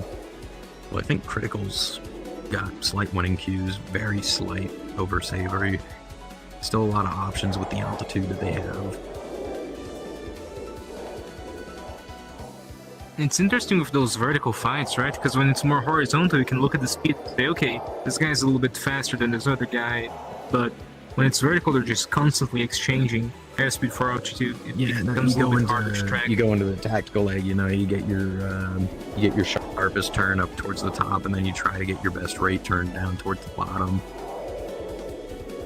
But it can honestly go either way depending on how you manage your energy. You could hold a little bit more at the top, and then as you're coming back down, you start to pull, and as your nose comes down, you're bleeding a bit, and then once you actually start cashing in on the gravitational pull, then you regain it again. There's a lot of stuff you can do. It's a very dynamic fight. Looked like Critical right to reverse the turn there, but now they've just more so aligned themselves. It looks like Savory's built up an offensive position over very much running out of altitude now. Ever so slightly. Yeah, they're getting closer and closer to the deck. We'll see how they can work it, but from what it looks like, yeah, Savory's got slight nose position over Critical. If they hit the deck the way that they are, it's not going to look good. Critical reverses his turn. It looks like he's trying to give Savory some closure issues and take him into the roller. Savory's not having any of it, though. He's chasing Critical. Oh, Critical. Gotta be careful, though. Yeah, no, they're getting close to the water now. If they get too fast or they get their AOA too high, they're not going to be able to pull up and avoid the water. It's looking like we're going to settle into a good deck transition right now. Unless Critical pulls up. Yep, he's going by. He's going to try to commit to the scissors. But Savory's continuing to chase that high 6. He's stiff-arming him into the vertical rate. Like you can see those slight lift vector placement changes on Critical. And he's maneuvering in relation to Savory. He's constantly trying to give him some closure issues. We're cut into his circle, but Savory's just not letting him. He's doing a very good job of maintaining his position. I think he's recognized that he's ever so slightly winning as Critical bails out. Yeah, no, Critical's going for fuel. See how this works out for him.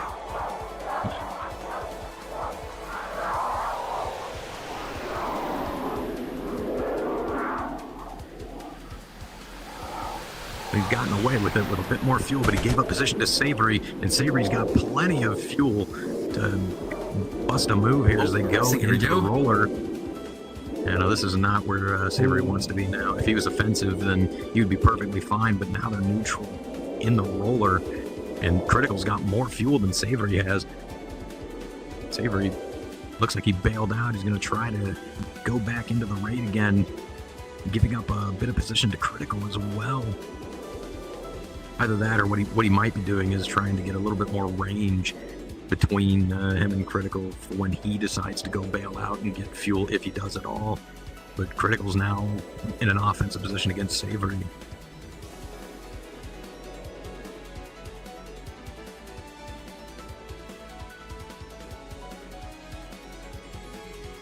Yeah, very strange that Savory didn't decide to go for the resupply as well. He flew over the airfield. I think what he saw was just an opportunity to go for the gunshot. He's like, okay, no, I've still got fuel. I've got position right here. Let's try to go for it. But he closed in just a little too fast, and Critical got him into the roller. Now he's definitely in a he's going to be in a desperate situation here in the next minute or so. Critical's got about twice as much fuel as Savory has. And Savory's not very far away from getting reduced engine performance, and Critical's got more than enough to literally fly circles around him. And he's taking him further and further away from his one. Oh man, yeah. If Savory's going to bail out, he's going to have to do it very, very soon, because with that reduced engine performance, he's not going to be able to maintain any range between him and Critical. Critical's just going to catch up to him. I know it's looking desperate, at least as far as fuel is concerned. Although Savory working a slight position now, he might get a snapshot opportunity, but if he does, it's going to be on a whim, and he's only going to get one. So hopefully he can make it count as he bails out. Yeah. Nope, he's ditching. He says, "I'm out." I think he's going to try to make it back. Flaps up, yeah. No, doesn't have a lot of speed though. I mean, he can slowly build it back up, but Critical's got so much more speed than he does that he's gonna catch up, and he's gonna catch up fast. Barely missed. I think Savory's lost. He's going for the wrong resupply, dude. That's a very short window for resupply. You gotta make it all the way to the end, where the aircraft spawn. No, and that's would have been Critical. Taking down the ground. Takes the championship, the grand prize, and this good fight from Critical. Woo! All right, go ahead and yeah, okay. But he was really far away. No, congratulations from. Yep, go ahead. Critical, make your way to the center of the stage to receive your prize. Right here this way. Follow me. Follow me. Yeah. Dag, look at DMs. Turn off the observation screens if you have not already. Yo, this screen, get that out of here. We don't need that shit no more. Okay. Come this way and then face that way. Face that way. Here we go. You can stand there too. That's